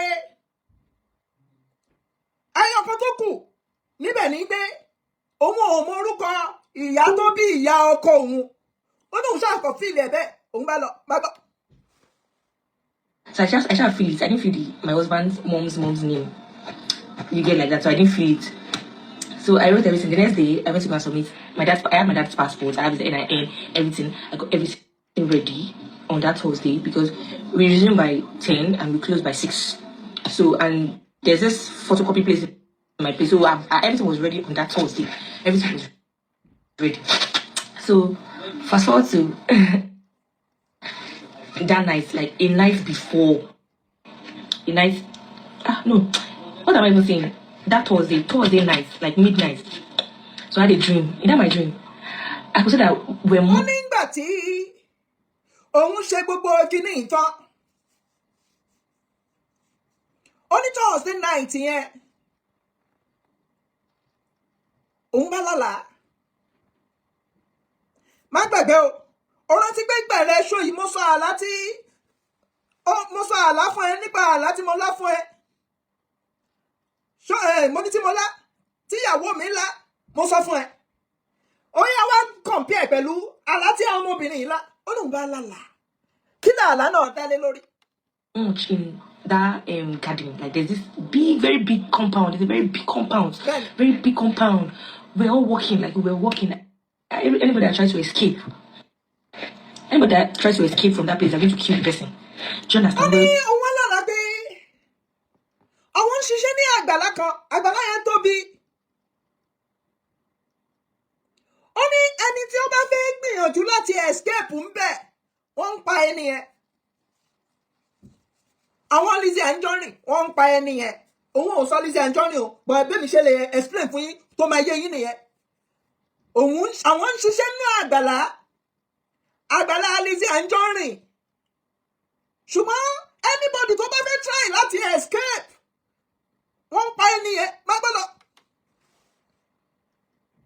We were all working so hard and they were beating us, like they are beating us. Nínú àlá tèmi náà sọ kí ló bá dé beating náà ni wọ́n sì ń gba nǹkan tí gbogbo nǹkan tẹ̀ ń ṣe àwọn ń gbà. Ọmọbìnrin ní àwọn ń ṣe kí ni àwọn ń ṣiṣẹ́ nínú àgbàlá àwọn Lizzy Ajonrin. Mo ti sọ fún ẹ o kò fi Lizzy Ajonrin sí ṣùgbọ́n èmi gbọ́dọ̀ fi sí kó lè yé yín. Ó nígbà tó wọ́n ń ṣiṣẹ́ àwọn ń ṣiṣẹ́ kárakára mọ́ wọ́n ṣe ń ṣiṣẹ́ ni wọ́n ń nà wọ́n. Àlá ló ń sọ yìí o àlá tó lá ló ń sọ yìí o. Wọ́n ń ṣiṣẹ́ wọ́n dẹ̀ ń nà wọ́n má gbọ́dọ̀. If you know what they'll beat you. That's how that dream went to. Like that, I was even panting. Like I was shouting my mom's name because in that dream, my mom was there. I was there. My dad was there. We were all walking. Ó ní nínú àlá tí àwọn ń sọ yìí. Ó ní òun wà ń bẹ̀. Àwọn ń ṣiṣẹ́ nínú àgbàlá Lizzy Ajonrin. Ìyá òun wà ń bẹ̀. Àwọn ń ṣiṣẹ́ nínú àgbàlá Lizzy. Wọ́n dẹ̀ ń nà wọ́n. Àwọn dẹ̀ ń ṣiṣẹ́ tí ò bá fẹ́ ṣiṣẹ́ wọ́n ń nà wọ́n. Bàbá òun wà ń bẹ̀ nínú àgbàlá yìí wọ́n ń ṣiṣẹ́. Ó ní òun wà mí hẹ́lẹ́hẹ́lẹ́. Wọ́n sì ń ṣiṣẹ́ ń bẹ̀. Ọ̀rọ̀ ti pé wọ́n béèrè orúkọ ìyá tó bí. Orúkọ ìyá tó bí. Ìwọ máa rò pé kò lè yẹ spiritually. Tó bá wọnú spiritual tán, á yẹ nǹkan tí wọ́n ń lorú àwọn nǹkan bẹ́ẹ̀ yẹn fún. Nílẹ̀ Yorùbá, àwọn nǹkan tó orúkọ ìyá kí lorúkọ yẹ, kí lorúkọ bàbẹ́. Tó bá lọ sọ́dọ̀ babaláwo wọ́n béèrè pé okay, ẹni tẹ́ mọ́ ẹ̀ kí lorúkọ yẹ, kí lorúkọ bàbẹ́. Òun ò tún wá béèrè nìkan kó lè mọ̀ pé bóun ṣe ìfù tó, òun tún ìfù jọ àwọn tó ń béèrè orúkọ ìyá ó tún béèrè kí lorúkọ ìyá tó bí ìyá tó bí. Kí lorúkọ bàbá tó bí bàbá ẹ̀yẹ orúkọ ìyá tó bí ìyá tó bí bàbẹ́. Ó náà wọ́n wá ń ṣiṣẹ́. Wọ́n ń ṣiṣẹ́. Bí wọ́n ṣe ń ṣiṣẹ́, wọ́n ń kó ẹgbàá yá wọn. Má gbọ́. We were working. In that dream, I was panting. I didn't even know that I was panting. In reality, too. Ṣé mo pé kí ọmọ mi hẹ́lẹ́hẹ́lẹ́ nínú àlá ọmọbìnrin yìí mi hẹ́lẹ́hẹ́lẹ́. Ó mi hẹ́lẹ́hẹ́lẹ́ débi pé ìgbà tó máa jí sáyé gan ó sì mi hẹ́lẹ́hẹ́lẹ́ nínú àlá yìí. Má gbọ́ lọ. So it was when I was not shouting my mommy. My mom now wake me like, what happened? Why am I shouting my mom? I was like, oh, I had a dream, and this is how the dream went. Honey, that's all my desire. Who come party with ya? Mommy. Ọkọ ẹ wá béèrè pé kí ni nǹkan tó ṣẹlẹ̀? Kí ló ṣẹlẹ̀? Ẹ kọ̀ láàrin òru. Òun wá ní òun lálàá o. Àbí àlá yẹn ṣe lọ rè o, ó ṣàlàyé fọ́kọ ẹ̀. Kí lọ́kọ ẹ̀ wá sọ? So I pray over it, and do you understand? I dressed up for the next day to go to work. Ó nígbà tó ń wá jí, ọkọ ẹ̀ ò sọ nǹkan kan. Òun ṣàdúrà. Òun ṣe kí ni? Òun ṣàdúrà. Òun bá tún múra. Ó bá gba ọ̀dọ̀ Lizzy lọ o. Àgbàlá Lizzy Ajonrin òun bá múra láàárọ̀ pé òun lọ bí iṣẹ́ o. Ó yá. So I got to work. I met the manager and every other staff that was there. So I submitted my I submitted my employment form and everything. So it went through. It wasn't like it went through. It took it upstairs for this your fetish celebrity. Ó ní nígbà tó ń wá submit fọ́ọ̀mù yìí. Ó wá mú lọ sí ọ̀dọ̀ Lizzy níbi tó ń jókòó sí. Má gbàgbé, story. Ìwọ lè máa understand, èmi understand. Mo rántí ijọ́ tí Àfáà Saheed lọ sí ọ̀dọ̀ Lizzy Ajonrin. Ìjọ́ tí Àfáà Saheed ní aṣọ 1960 ní ó ń tà ní ṣọ́ọ̀bù ẹ̀. Àfáà Saheed bá débẹ̀, kò yọjú sí Àfáà Saheed. Meanwhile, òun ti máa ń rí ẹni bá wọlé látòkè. Bóyá through CCTV ni o, bóyá through mirror ni o, ó ṣàárín wọn. Tá Àfáà Saheed fi lọ. Tí Àfáà Saheed fi lọ, kò yọjú o. Manager bá ṣàmú síbi. Wọ́n bá mú lọ fún Lizzy Ajonrin lókè. Ọmọ ti fíìlì gbogbo ẹ̀. Nǹkan ẹyọ kan tí kò fíìlì ní pé kò rántí kí lorúkọ ìyá tó bí ọkọ òun. Kò dẹ̀ béèrè lọ́wọ́ ọkọ ẹ̀. Ó mọ orúkọ ìyá tó bí ọkọ ẹ̀. Ṣùgbọ́n orúkọ ìyá tó bí ọkọ ẹ̀ ni kò mọ̀. Ó bá débẹ̀. Wọ́n bá mú fọ́ọ̀mù lọ fún Lizzy Ajonrin o, àti ọ̀gá iléeṣẹ́ tí wọ́n ti ń ṣe ritual. Sorry, Lizzy, mo kàn sọ yẹn ní o. Bó ṣe jọ nìyẹn o. Wọ́n mú fọ́ọ̀mù lọ, manager bá mú fọ́ọ̀mù lọ. I'm very sure tó bá wọ àwọn celebrity tó wà ní Èkó, I'm very sure wọn ò dé ọ́fíìsì gbogbo yín rí o. Òun nìkan ló máa ní ọ́fíìsì lókè. Ẹ lọ wọ àwọn celebrity tó ní ṣọ́ọ̀bù lẹ́kọ̀ọ́. Ẹ máa gbọ́ lọ. He took it upstairs for this fetish celebrity, and your fetish celebrity was not like, oh, she didn't feel this one. That's my husband, mom's name was not there. Do you understand like that? So she was not like, the manager to take it back to me that I didn't feel. Sókè fún Lizzy Ajonrin. Ó wá wò ó ní orúkọ ṣé mo gbọ́ ọmọbìnrin yóò fi ìlíbì kan torúkọ ìyá tó bí ìyá ẹ̀. Ó ní torí pé wọn ò fi ilẹ̀. Ó wá ní kí mánéjà yẹn mú padà lọ fún un pé ó gbọ́dọ̀ fi ilé orúkọ ìyá tó bí ọkọ ẹ̀. Ṣé ẹ ṣe ń ṣiṣẹ́ Nàìjíríà nìyẹn? Ẹ mọ̀ pé gbogbo àwọn kinní tó ń bẹ̀rẹ̀ yìí gan ó wà suspicious. Orúkọ ìyá tó bí ọkọ ẹ̀ ó ní kó dá padà fún, kó dá fọ́ọ̀mù yẹn padà fún. Manager bá dá fọ́ọ̀mù padà fóbìnrin. Ẹ jẹ́ àgbọ̀lọ̀. This one. So the manager came down and I was like, oh, you didn't feel this one. I was like, oh, I didn't know my husband's mother's name. I only know the mother's name. I didn't know my husband's mother's name. Do you understand? He wasn't like, I should call my husband now and I should ask my husband. Ọmọ yẹn ò ní wọ ìgbèkùn. Àwọn èèyàn pọ̀ tí wọ́n wà nínú ìgbèkùn ayé. Wọ́n bá tún wá mú fọ́ọ̀mù yẹn padà pé ó ní wọn ò mọ orúkọ ìyá tó bí ọkọ òun o. Ó ní wọn ò mọ. Ó ní máníjà wa ń sọ fún pé ó ṣe pọ́kọ ẹ. Pé kó pọ́kọ ẹ. Ẹ máa gbọ́ lọ. And funniest part is, my phone was dead. I was like, I thought I took my phone inside my bag to work. Mind you, I told them my house is not far from that place. It's just 15 minutes journey from my house to that place. It's not far at all. So I was like, oh, I didn't bring my charger and my phone is dead. I was like, okay, can I quickly go home and go ask my husband? The manager said, oh, no problem, that I can go. Phone òun dẹ̀ ti kú.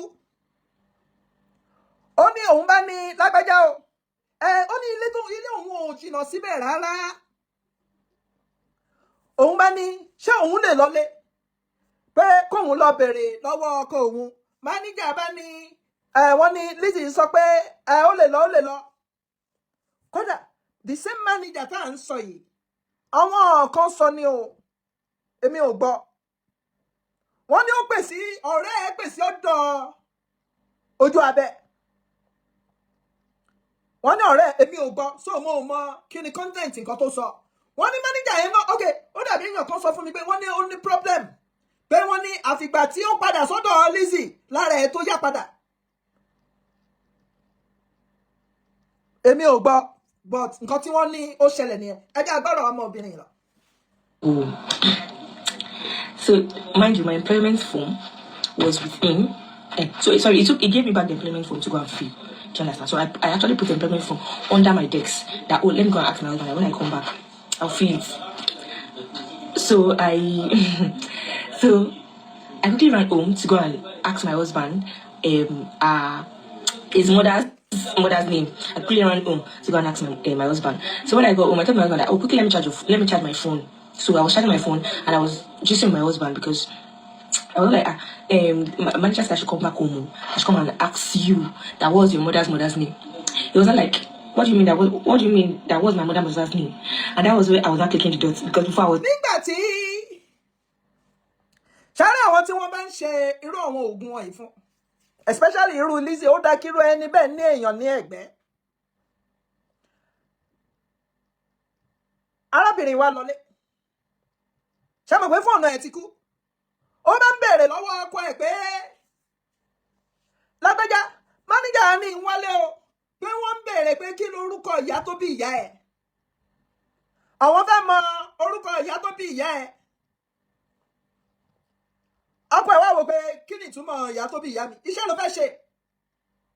Èwo làbọ̀rọ̀ máa bèèrè orúkọ ìyá tó bí ìyá mi? Ọkọ ẹ̀ wá jà sí pé àná pé kò right. Arábìnrin wa ní ibi tí iye òun náà ti sọ nìyẹn pé lóòótọ́ kò right lóòótọ́. Iye òun sọ ń bẹ̀rẹ̀ pé kò right báwo ni ó ṣe fẹ́ ṣiṣẹ́. Wọ́n wá ń bèèrè orúkọ ìyá tó bí ìyá ẹ̀. Kò right lóòótọ́. Ẹ máa gbọ́ lọ. I was not really clicking dots. I was not clicking dots. I think this video is going to have part 2, so I'm going to do the part 2. There's no worry, I'm going to do the part 2. Part 1 nìyẹn. So it was like.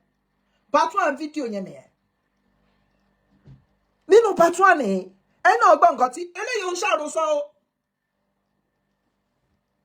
Èmi Sunday yẹn mú ní gbogbo ọgbà ṣé bẹ́ẹ̀ mi ń sọ fún yín pé nǹkan kan wà tí wọ́n ń pè ní ìtàn. Èèyàn ní àlájà lòun. Àwọn tí nífà mo gbọ́ ni òun ló sọ. Ó ní kò sí nǹkan kò sí báwọn ọmọ ṣé òun wọ́n ṣe lè jẹun lólè. Nǹkan kan wà tó gbé kọ́ṣọ́ọ̀pù tí wọ́n ń pè ní ìtọ́nà. Ó dàbí àwọn eégún ni wọ́n ń ṣe ni wọ́n mọ̀ ń pa ẹ̀ eégún mọ̀ ń pa ẹ̀. Àwọn eégún ni wọ́n ń ṣerú ẹ̀ fún wọn. Ẹ jẹ́ àgbà part 2. Ẹ jẹ́ continue. Oh yeah. So this is the part of the story of how I worked with one of your fetish celebrities. Ọmọ náà ẹ bá tún dé. Ó ní part 2 rèé. Lórí bóun ṣe ṣiṣẹ́ pẹ̀lú fetish celebrity. Mo ti sọ nǹkan tí torí tá a bá wọ̀ wọ́n tá à ń pè ní celebrity. Ìkan ló jáde tó gbé tó ní òun ṣògùn. Mélòó nu yín ló rówó ṣògùn tóun? Kéèyàn tó lè jáde fún ní mélòó nu yín ló rówó ṣògùn tóun? Ọmọ túmọ̀ ẹni. Ṣé ẹ̀yin rówó ṣògùn tó mi ni? Ó mì pé gbogbo nǹkan tó sọ̀rọ̀ àǹdí ayé ẹni yẹn. Ogun ni nígbà tí ọmọ wà ní teenager tó ti ń gbé abẹ́ ẹ̀ lọ fún babaláwo teenager wọ́n ọdún tó ti ń ṣògùn the same person náà ló ní iye òun mọ̀ òun rìn irú ìyàwó ìyá ẹ̀ mú rìn òṣì dẹ̀ ń ta yín ẹ̀dẹ̀ ń fọ ẹsẹ̀ kiri my 12 ẹ̀wọ̀n ọmọ ẹ̀rìn pé ibi kí ìyá ẹ̀kọ́ tẹ̀ mú ẹ̀rìn àbí kóńgọ́ tẹ̀ ẹ̀rìn fún rẹ̀ báwo ni ayé yín ṣe fẹ́ da ẹsẹ̀ lẹ́ ń fọ̀ kiri o ẹsẹ̀ ni o à ń gbọ́. 1 week and I resigned. So mind you, I told you that when I was going back to the manager to tell him I don't know my husband's mother's name. So my pastor called. When my pastor called, he said, "Adejoke, ibolo wa bayi. Ebi keep the ba lo, ma lo be o. Ma padà lọlé." Meaning, ó ní òun wá fẹ́ padà láti lọ bá manager pé òun ò mọ orúkọ ọkọ òun o òun ò mọ orúkọ ìyá tó bí ìyá ọkọ òun ìyá tó bí ìyá ọkọ òun òun fẹ́ wá máa lọ ṣàmọ̀ kó ti bèrè lọ́wọ́ ọkọ ẹ̀ ní kò right nǹkan tó bèrè yóò right ọkọ ẹ̀ refuse láti sọ fún ó wá fẹ́ padà lọ jíṣẹ́ fún manager pé òun ò mọrúkọ ẹni tó bí ìyá ọkọ òun o ó ní ṣàmọ̀ kó dẹ̀ ó ti charge fóònù ẹ̀ ó ní bí pásítọ̀ òun bá ṣe wá pè òun pásítọ̀ wá pè òun pé Adéjọkẹ́ ibi tó ń lọ ibi ló wà ibi tó ń lọ má lọ sẹ́niwé o àbí báwo ló ṣe sọ ó ṣàṣọ́dà kan ṣá pé má lọ sẹ́niwé o ibi tó ń lọ padà sílé o ṣùgbọ́n kò dá pásítọ̀ lóhùn agbára. Adejoke, where are you? Wherever you are right now, don't go to where you are going. Go back home. Only pastor, only wherever you are right now. Only don't go to where you are going. Just go back home. Like, go back home. I wasn't like, go back home myself. Like, I'm going to work.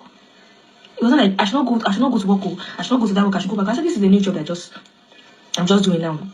That I can't leave the job. He said no, I should go back home. I should go back home. Only pastor òun ṣe ní kóhun padà. Ó ní òun sọ fún pastor pé iṣẹ́ tóun ṣe rí ni. Òun lọ bí iṣẹ́ òun ò padà o. Gbọ́dọ̀. Well, I said okay, fine.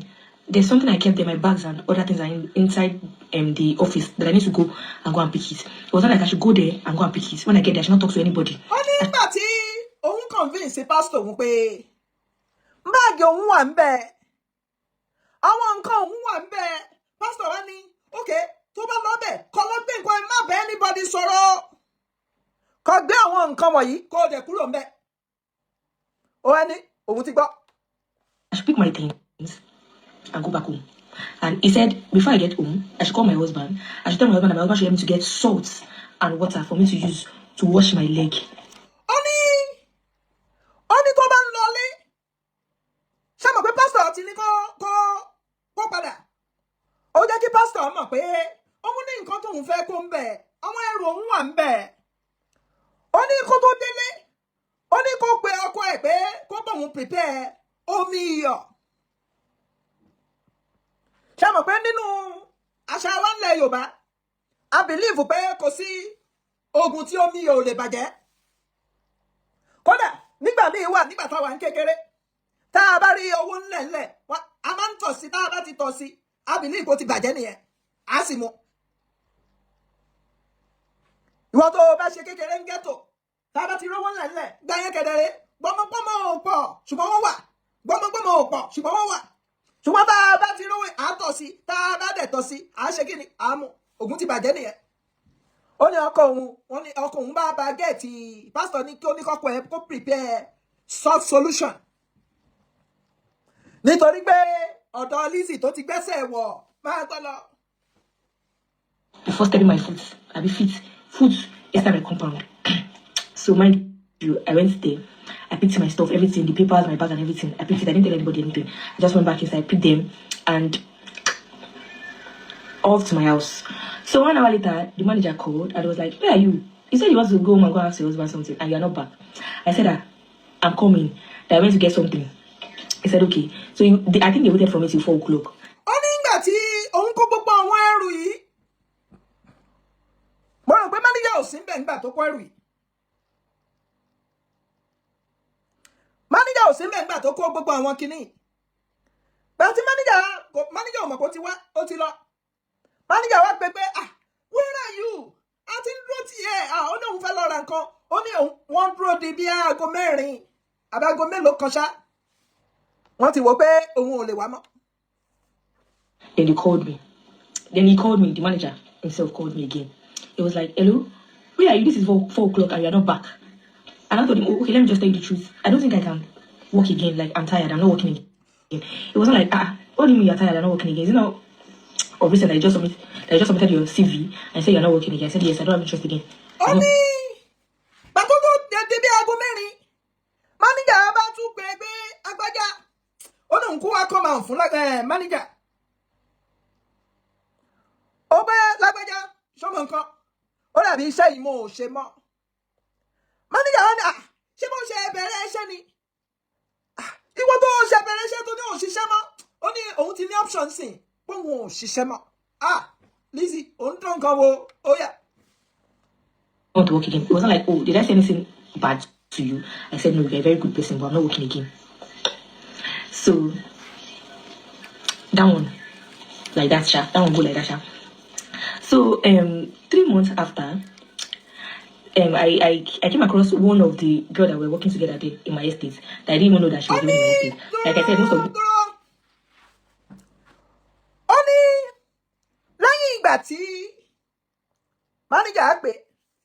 manager ní ṣóun sọ̀rọ̀ tí ò dá sí ni ó ní rárá ó ní òun ò kò òun kóun ṣiṣẹ́ ń bẹ̀ mọ́ òun kóun ṣiṣẹ́ ń bẹ̀ mọ́ ẹni Lizzy ò ní ààrẹ ṣé ó dárúkọ Lizzy ni ṣẹ́bẹ́ mi mò ń tú fún yẹn ẹ mọ̀ pé tí ọ̀rọ̀ bá ta kókó bẹ́ẹ̀ yẹn èmi ni mo máa ń tú máa bá yín tú ṣé ó dárúkọ Lizzy ni kó lọ arrest ẹ afẹ́ wọlé ẹjọ́ tó fẹ́ dá a ní ọ̀rọ̀ ta kókó mo wá ń tú fún yín ó ní 3 months ago ó ní 3 months after lẹ́yìn tó ń kúrò ń bẹ̀ ṣe aṣọ yìí o ẹ̀jẹ̀ ṣe aṣọ yìí ṣó yìí wá important ṣé bẹ́ẹ̀ kọ́ wọn ọmọ mi jí sọ́fìn Lizzy ní kòtò ayé.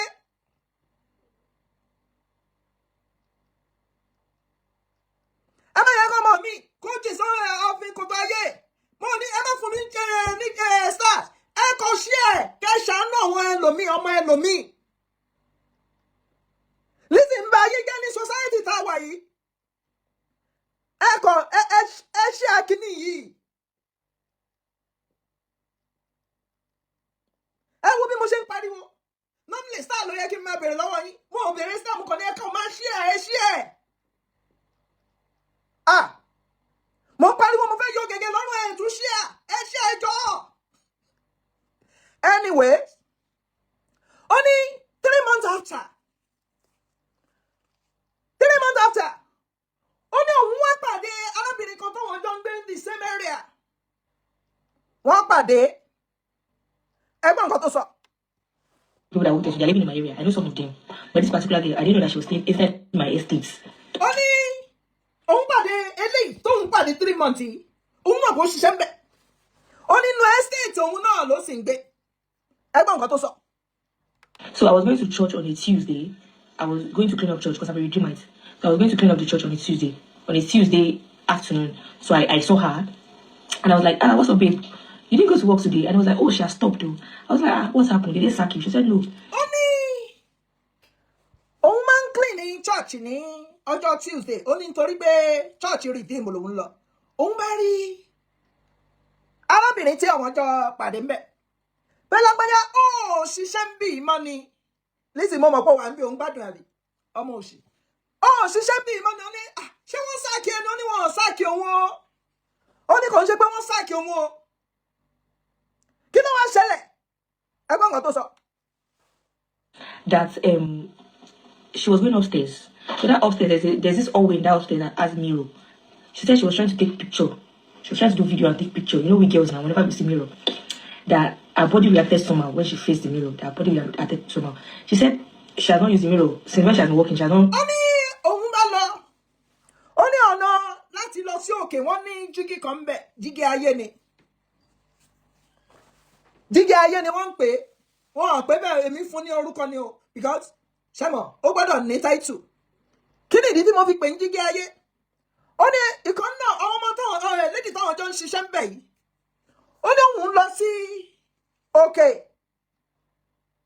níbi tí jígí ayé yìí wà.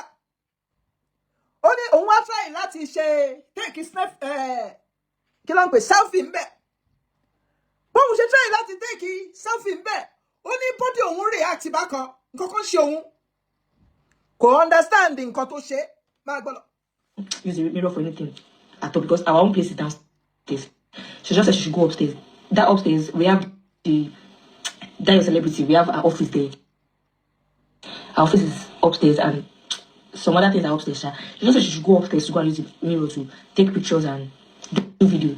Then our body reacted somehow that it was so bad. That body reacted so bad. So she decided to like, what's going on? Then she went inside, pick up her stuff, and she went home because she was feeling so bad that day. So she just picked up her stuff out. Oni selfie ló ń yà ń bi tí fídíò yìí wà o níbi tí mirror ayé yìí wà o jígé ayé yìí wà o. Ó ní bóun ò ṣe gbádùn mọ́ nìyẹn mirror ló selfie ló ń kàn take ń bẹ́ o òun ò bá gbádùn mọ́. Ó ní òun á lọlé níjọ́ yẹn kò gbádùn mọ́. Ẹja gbọ́. Went to that day. So a week or 2 weeks after that day, I met another person in my area. 2 weeks after ìjọ tó ń pàdé eléyìí, òun tún pàdé mi. Ẹlòmíì níjọ́ mi, ìyẹn náà ṣiṣẹ́ lọ́dọ̀ Lizzy. 2 weeks, kí ló sọ pé ẹlòmíì yẹn? Ẹ jẹ́ àtúgbọ̀. Area too. I met a lady too. I was like, what's up, long time? How is work? She was like, oh, that place that she's not working there again, that she has stopped. I was like, what? She said that she's just working. She's not seeing the money. That whenever she collects salary, she will not know what she uses the salary to do. That she can.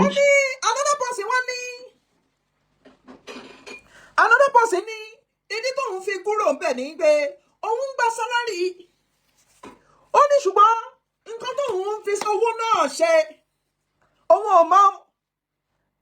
Elizabeth Ọládìran ẹ ṣe fún star yẹn mo ti sọ fún àwọn èèyàn pé àwọn ìyá kan wà ó ní láti béèrè wọn fún star ṣùgbọ́n ẹ̀yin tẹ́ ń fún mi star yẹn ó yẹ kẹ́ ẹ ní ẹ ṣe à ó ní òun gbowó lóòótọ́ àwọn ń ṣiṣẹ́ lóòótọ́ ó ní ṣùgbọ́n owó tó wọ́n bá gbà àwọn ò mọ̀ nǹkan báwọn fi ń ṣe nǹkan tó wọ́n fi ń ṣe àwọn ò mọ̀ ẹ̀yin ará Amẹ́ríkà yìí gan ẹ try yo ẹ ti jí láàárọ̀ yìí ó ní àwọn ń gbowó ṣùgbọ́n nǹkan tó wọ́n ń fi owó yẹn ṣe àwọn ò mọ̀. She cannot even account for her money. That is just as if. Ẹ má gbàgbé mo sọ fún yín pé for the fact pé ó ń fi ọwọ́ fún ọ lówó cash in hand owó ojú ẹbọ ni owó nu gbá àbí owó nu pósí ó ti kówó yẹn síbi kan ó ti rẹ́ lóòótọ́ ẹgbẹ́ owó yẹn lóòótọ́ ṣùgbọ́n ọdún ẹ ní returns ń bọ̀ returns owó tẹ́ ẹ gbà yẹn ọdún ẹ ló ń bọ̀ má gbọ́ lọ. What do you ever used to call it to? She chef only she like, do you understand? She's just working, she's not seeing the money. That the money is just vanishing. That once they collect salary like this, and mind you, the woman did not do to transfer. She will give you cash. Anything she wants to do, she'll give you cash. Cash ni ó ń kó lọ. Ìgbà tó ń ṣe transfer. Imagine. Ìgbà tó ṣe transfer, ìjọ tí ó ṣe transfer ni tó lọ ṣe fake transfer ní Dumata. Ẹni tó ń fún àwọn òṣìṣẹ́ ẹ̀ ní cash. Kí ló dé tó kó cash lọ Dumata?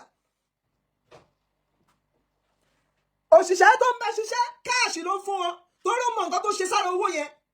Nígbà tó wá ń lọ Dumata, ó lóun lọ ṣe transfer. Ẹni tí pé ìgbà tí a mú fake transfer ló ṣe o. Ẹni tí pé ìgbà tá a mú ní Dumata pé ó ń ṣe fake transfer. Kí ló ń sọ ní ẹjẹ́ ń pọ́kọ́ mi. Imagine. O lè ṣiṣẹ́, àwọn òṣìṣẹ́ o ní láti kówó sínú pósí àbínú gbá kan kó o tó lè sanwó fún ọ. Lizzy, mo ń gbọ́. Cash like this. So they used to give them cash. So she said whenever she just collect the money like this. Ṣé mo gbé eléyìí o kò ṣiṣẹ́ ju 1 week lọ. Àbẹ́lẹ̀ yóò ṣiṣẹ́ ju 1 week lọ. Kò sọ pé ó fún un lówó. Mo ń try láti kó lè mọ bí story yẹn ṣe ń work. Àwọn tí ó bá ń bẹ̀ tí wọ́n jọ ń ṣiṣẹ́ òun ò sọ̀rọ̀ ń pọ̀wó nítorí kò sanwó fún òun gan òṣìṣẹ́ oṣù kan 1 week ló sanwó ló ṣe iṣẹ́ 1 week má gbọ́. She's using it to solve one problem or the other. Ó ní tí òun bá gbowó yìí ẹni tó ń sọ pé òun tún rí ẹnì kejì ó ní àṣà fi solve problem kan ṣáá ni ṣàmọ̀ kí ọkọ̀ máa ṣiṣẹ́ kọ́kọ́ máa ṣiṣẹ́ fún níṣẹ́ ó ní àṣà fi solve problem kan ṣáá ni máa gbọ́. She cannot even account that this is what I'm using the money to do. So after 4 months of her working, she said she was so stop because she feels something is fishy.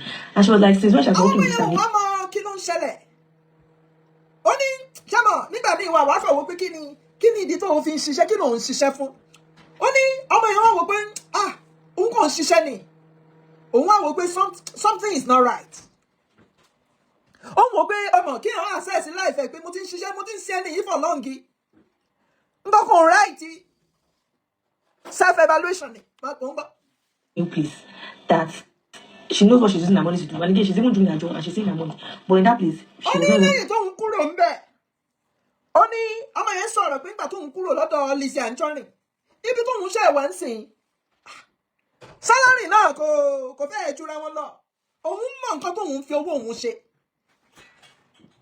ó ní kódà òun tún ń dájọ́ níbi tó òun tún ń ṣẹ́kù sí ó ní òun tún ń dájọ́ ọmọ yẹn compare nígbà tó wà lọ́dọ̀ Lizzy Ajonrin àti nígbà tó ò sí lọ́dọ̀ Lizzy Ajonrin ó wò pé ayé òun dá lẹ́yìn tó ń kúrò mẹ́. Seeing what she's using that money to do. So that's how almost everybody that was employed then resigned. She told me that almost everybody resigned, like almost everybody. Even jam one person, just my new area too. That I was like, are you still working for this person? She was like, no, she's not working for the person again.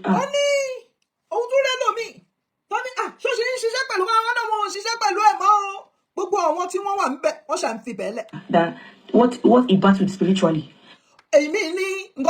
Spiritually. They cannot even say it. He said he has stopped because the guy is an afatu. So he said what he battled spiritually, they cannot even say it. So he said that he has stopped. So I think during last year, during that Christmas period, that I went to the area, because I'm not living in that area, that I went to the area. See the mall, they've closed it. They just closed the mall. Nothing is going on there. Nothing. It's time on Christmas, yeah. Only on area be.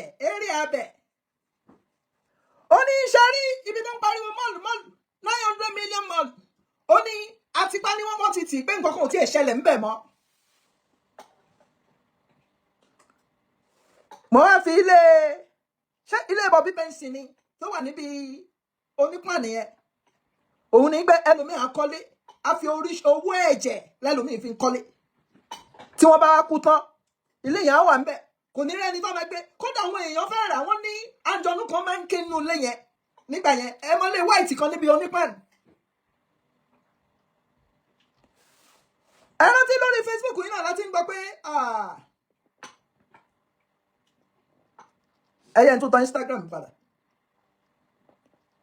Only Facebook yìí láti ń gbọ́ meanwhile pé wọ́n ló ti ti ṣọ́ọ̀bù yẹn ó ti ti ibi tó ń lò yẹn èmi ò kú mọ̀ and in most cases nǹkan tí mo bá mọ̀ mo ń sábà màá kàn máa gbọ́ náà ni ọmọ yìí wá nígbà tó ń lọ táìmù December wọ́n ti ti ibẹ̀ yẹn pa ṣé èèyàn lè ṣí bí kankan ní mọ́ọ̀lù ni mọ́ọ̀lù tó fi ń bùgà kó wá ti pa bẹ́ẹ̀ yẹn òun ni pé ní àdúgbò gbogbo àwọn èèyàn ti ń sọ fúnra wọn pé má lọ ṣiṣẹ́ ń bẹ́ẹ̀ o. Like this, it's going on that month. They just close it down. I think people have been passing information to themselves that don't go out jail, something like this. Pass information. See now, but malo ṣiṣẹ́ ńbẹ̀ o. Wọ́n máa lọ wo kádà rẹ̀ àbí àrísìkí ẹ̀. Àwọn nǹkan tó wà lára ẹ̀ wọ́n á lò máa lọ bẹ́ẹ̀ o. So kò wá ní choice. The only choice tó ní ni pé kó ti bẹ̀yẹ pa. Tẹ́bá wá rí ní Àbújá, tá ní àwọn ti ní ṣọ́ọ̀bù l'Àbújá, ó tún fẹ́ lọ ṣe the same thing kó mọ̀ àwọn múgun ẹ̀ náà l'Àbújá, àwọn tí wọn ò bá mọ̀. Àwọn tí wọn ò bá mọ̀, ṣé mọ̀ pé new area ni, new place ni, àwọn á tún lọ mú àwọn múgun ẹ̀ ń bẹ̀, á máa sákiri nítorí wọ́n ti cast ẹ̀. Níbi tí ó pè ní 900 million, ṣé ọba mọ̀lù àbí kí ló ń pè, ó ṣà ń pè nǹkankan. Ó ní láti relocate lọ síbòmíì, kí ni purpose tó fi relocate? Ṣó ti tajà tán lẹ́kọ̀ọ́ ni kò tajà tán lẹ́kọ̀ọ́ òun ló fi yẹ pé àwọn èèyàn kan ń sọ má lọ bẹ́ẹ̀ o má lọ bẹ́ẹ̀ o ọmọ mi jọ má lọ bẹ̀ ìyá mi gan kúnlẹ̀ fọmọ ẹ̀ lórí nǹkan tó ṣẹlẹ̀ yìí. Òun ni mo fi kọ́kọ́ bẹ̀rẹ̀ story mi àlá tèmi mo fi kọ́kọ́ bẹ̀rẹ̀ ṣé mo kọ́ mọ́ yìí náà lálàá ṣé mo kọ́ lálàá òun ni pé ẹ̀yin tẹ́ ẹ bá wà ní agbègbè Àbújá ọ̀rọ̀ wọn ń bà kọ́kọ́ jẹ́ kọ́ ó ṣe ẹ lè má gbọ́ o sọ́rí tó o bá ti gbọ́ pírọ́blẹ̀mù ti ẹni kò ń ṣe pírọ́blẹ̀mù tèmi nígbà tèmi ti discover ara mi pé olóṣìlú ọmọ yóò fẹ́ ba ayé jẹ́ ni ó yẹ kó wá máa béèrè pé báwo lè ní í ṣe jẹ́ Lizzy Ajonrin gangan ó mú mi bí bàbá ni èmi náà dẹ̀ mú bí ọmọ kó wá ìmájì ọmọ tí ẹni tó múyàn bí bàbá àbí ẹni tó múyàn bí ọmọ òun ló wá ń sọ̀rọ̀ báyìí sí ọmọ ẹni tó mú bí ọmọ bẹ́ẹ̀ ni torí mò ń ṣí létí ni kẹ́ ẹ lè gbọ́ ni ọmọ yóò ní dààmú àgbákò 2026 láwa yìí ọmọ èèyàn ń dán nǹkan wò nínú ayé o wọ́n ń dán nǹkan wò ìwọ ni kó o gbọ́ kó o sì fa àwọn ọmọ ẹ ní etí Lizzy Ajonrin ìwọ náà wò ọ̀tọ̀ ni orúkọ tó náà ń jẹ́ nígbà tó wà ní Ọba Mall nígbà tó náà ń dé Àbújá jẹ́mọ̀ bó ní ó ní business name tó ń jẹ́ lẹ́kọ̀ọ́ ó tún wá lọ change Yèyé Mẹ́ṣọ̀ Yèyé Mẹ́ṣọ̀ ló wá ń jẹ́ musa aristika ó tún change orúkọ ni the same thing bó ṣe máa ń ṣe nìyẹn nígbà tó kúrò ní Abẹ́òkúta gbà tó máa dẹ́kọ̀ọ́ kí ló ṣe ó change àwọ̀ Ṣọlápé lórúkọ ẹ̀ ó fún rẹ̀ ní Lizzy nígbà tó dẹ́kọ̀ọ́ Ṣọlápé ní orúkọ ẹ̀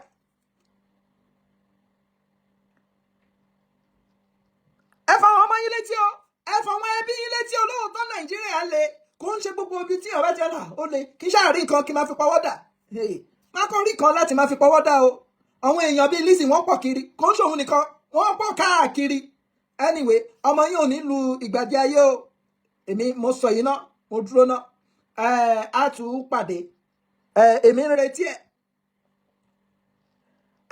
èèyàn kan ní wáyé tó fi wá láì lórí Ìyábọ̀ pé Ìyábọ̀ níbi torí nǹkan tó ṣe ládùúgbò wọ́n mọ̀ pé òun ní gíslọ́ver wọ́n mọ̀ pé òun gíslọ́ver gbogbo àwọn èèyàn wá ń kó kúrò ládùúgbò meanwhile nǹkan tó ń ṣe gẹ́gẹ́ bí mo ṣe sọ at the beginning of this chat nǹkan tó ń ṣe ló máa ń gbé sórí àwọn ẹlòmíì máa dúró ń bì ní ẹ̀ní mo mọ̀ pé kò ní dá mi lóhùn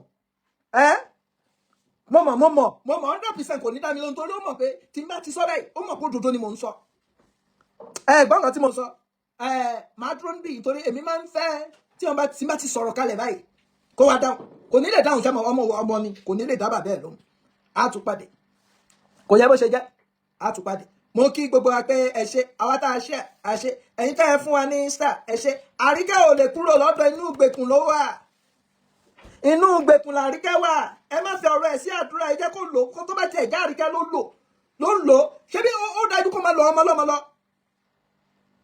anyway gbogbo ẹni mo kí ẹ̀yin tẹ́ ẹ fún wa ní gift lórí TikTok ẹ ṣé ẹ̀yin tí ẹ wà lórí Instagram náà ẹ ṣé á tún pàdé kò jẹ́ bó ṣe jẹ́ ó dà pọ̀ ó yapa ṣẹ́yìn torí mi yìí èmi ò mọ̀ wá èmi like design fìlà yìí because ó gbá ski ó mú yes that is why tó fi jẹ́ pé òun mo máa ń lò jù mo wá ní kọ́lọ́kọ́lọ́ lóríṣiríṣi tomato red ẹ̀ gan wà mo ṣẹ̀ṣẹ̀ rí ni pé tomato red ẹ̀ wà so kọ́lọ́kọ́lọ́ ẹ̀ wà lóríṣiríṣi mo sọ fún yín pé mo ra fìlà yìí tó pọ̀ gan tí mo kó wọlé mo dẹ̀ dúpẹ́ lọ gbogbo ẹ̀yin tẹ́ ń patronize ẹ̀yin tẹ́ ti rà ń bẹ̀ ojú òní tí ìmì ní wá yín tí ẹ ṣe gan gbogbo ẹ̀yin tẹ́ ń bá mi rajà ẹ̀ ní mo bójú ọmọ ìbànújẹ́ kéré ó tóbi kò ní ṣẹlẹ̀ sí yín àwọn ọmọ yóò dẹ̀ nílò ológun àná lágbára Ọlọ́run fáfàdé yìí tẹ́ bá ti patronize tẹ́ ẹ̀ wò pé kí ni Lady K ń tà gbogbo lówó ní Lady K African Store ẹ̀yin tẹ́ bá fẹ́ wá sí Lady K African Store ẹ máa bọ̀ wá sí 76 Wentworth Street 76 Wentworth Street ní kẹ́ máa bọ̀ wá ẹ̀yin tẹ́ bá wá lè wá ẹ place order yín online website wa ti wà available website wa ti ń ṣiṣẹ́ but kò tí ì sí gbogbo nǹkan ta ní ní store ibẹ̀ kò easy àti upload sí website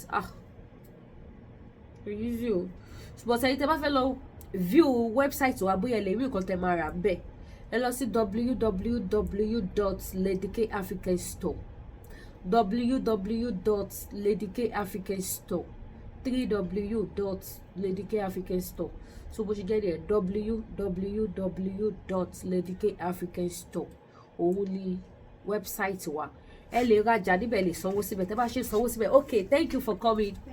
See you next time. Customer yẹn káàbọ̀ ṣẹ̀ṣẹ̀ dé ni. Ìyá mọ̀ èyí náà mọ̀ràn lóyìnbó. Wọ́n máa pè ní online. Tó bá ti ní nǹkan tó fẹ́ báyìí wọ́n ní wá.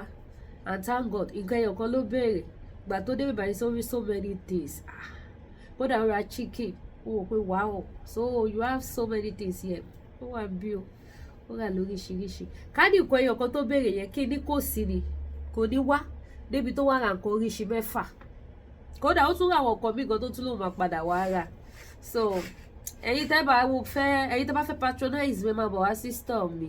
Ẹ̀yin tẹ́ bá dẹ̀ fẹ́ wá ẹ pè mí online, mo wà available. Torútorú lèmi máa fi dá customer lóhùn. Ẹ pè mí lóhùn máa dá yín lóhùn. Nǹkan tẹ́ bá fẹ́ máa fún yín ní price ẹ̀. Tí bá dé shop ọjọ́ kejì máa pè yín àjọ ṣe fídíò kan, máa dẹ̀ fi wọ̀n yín. Ẹ mú nǹkan tí ẹ bá fẹ́, máa dẹ̀ bá yín send any country, máa bá yín send bó tẹ̀ jẹ́ pé àwọn oní posti wọ́n ṣe bí oní Tesco, but kò sí ohun tó le tí ò kí ń dẹ̀rọ̀. Gbogbo ẹ̀ náà lágbára Ọlọ́run máa ká. So ẹ pè mí kẹ́ wá rajà. Bákan náà mo dẹ̀ ní ginger herbs. Ginger herbs tó bá jẹ́ kẹ́ máa look fresh, kẹ́ máa look sexy. Owó nìyí. Ginger herbs yìí dáa. Ṣẹ́rí ẹ̀yin tẹ́ bá ti lo cream tí cream ò ń ṣiṣẹ́ lára yín, abẹ́ ti lóríṣiríṣi kò bá yín lára mu, ẹ try láti máa mu ginger. Ó máa tún gbogbo ara yín ṣe láti inú wá. Gbogbo àwọn disease, àìsàn, gbogbo àwọn nǹkan kùdìẹ̀kùdìẹ̀ yẹn, ó máa bá yín flush gbogbo ẹ̀ jáde. Ẹ máa look sexy, ẹ máa look fine. Ohun nìyí. Kò sí country tí mi ò lè send ẹ̀ sí. Ẹ má dẹ̀ gbàgbé pé gbogbo ẹ̀yin tẹ́ wà l'Amẹ́ríkà tẹ́ bá rajà lọ́wọ́ mi ẹ̀ ní sanwó shipping, but ẹ gbọ́dọ̀ rajà tó ṣe díẹ̀. Tẹ́ bá rẹ eléyìí nìkan sìn, kò lè pay mi láti ship ẹ̀. Pẹ̀lú gbogbo rògbòdìyàn tó tiẹ̀ wá ní Amẹ́ríkà yẹn, kò lè pay mi láti ship eléyìí nìkan. So èèyàn tó bá fẹ́ eléyìí nìkan sì máa sọ pé kò sí ni. Àfi tẹ́ bá rajà mọ̀ kí ṣe kó dandan kọjá yẹn pọ̀. But tọ́jà yìí bá ti lè ń wọ bíi $60-70 upward, máa bá yín ship ẹ̀. But tẹ́ bá mọ̀ pé ẹ̀sẹ̀ ẹyọ̀kan tẹ́ fẹ́ ní dandan, ẹ ship ẹ̀ fún ara yín. Ẹ máa ship ẹ̀ fún ara yín.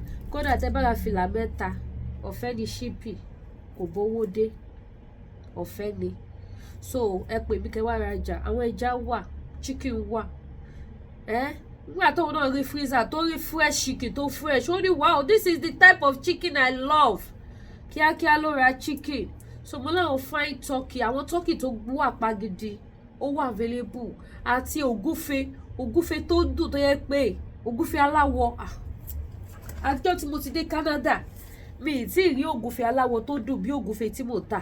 Ọlọ́run alàyè gbọ́. Ògúfe tí mò ń tà, ògúfe aláwọ̀ tó dùn, ògúfe sísun, ó dùn dáadáa, ó dẹ̀ lọ́ra, kì í ṣe àwọn ẹran tẹ́ máa jẹ tó máa ṣe ṣàkìtì òṣì lẹ́nu. Mọ́dẹ̀lù Canada yẹn wọ́n sún mi jíjẹ pé no. But now better meat ó wà ní Lady K African store. Bó dẹ̀ jẹ́ ẹran màálù náà ni ó wà ń bíbà. Anything tẹ́ bá ti fẹ́ ẹ máa bọ̀ wá. Bó jẹ́ iṣu ni, bó jẹ́ gègé bread, gbogbo ẹ̀ ló wà ń bíbà. Kò sí nǹkan tẹ́ fẹ́ tí ẹ̀ ní ní Lady K African store. Bó jẹ́ ẹ̀gúsí ni ẹ máa bọ̀. Ẹ̀gúsí wà, gbogbo ẹ̀ ló wà available. Ẹ máa bọ̀ wá. Ẹja gbígbẹ ó wà, aṣọ, fìlà, scarf, gbogbo ẹ̀. Àbólíkí, toothbrush, baby soap, body cream, àwọn spiritual products. Àwọn spiritual products yìí wà. Ẹ tọ́jú ara yín o. Kò ṣe é dúró wò ó. Lọ́rọ̀ ayé ẹ tọ́jú ara yín. Ẹ jẹ́ àtọ́jú ara wa, ẹ jẹ́ àdíra o. Ẹ jẹ́ àdíra ojú òní tí wà o. Ìjì 2026, ìjì ìbànújẹ́, ìjì ẹkún, ìjì wàhálà kò ní jà wá lórúkọ Jésù o.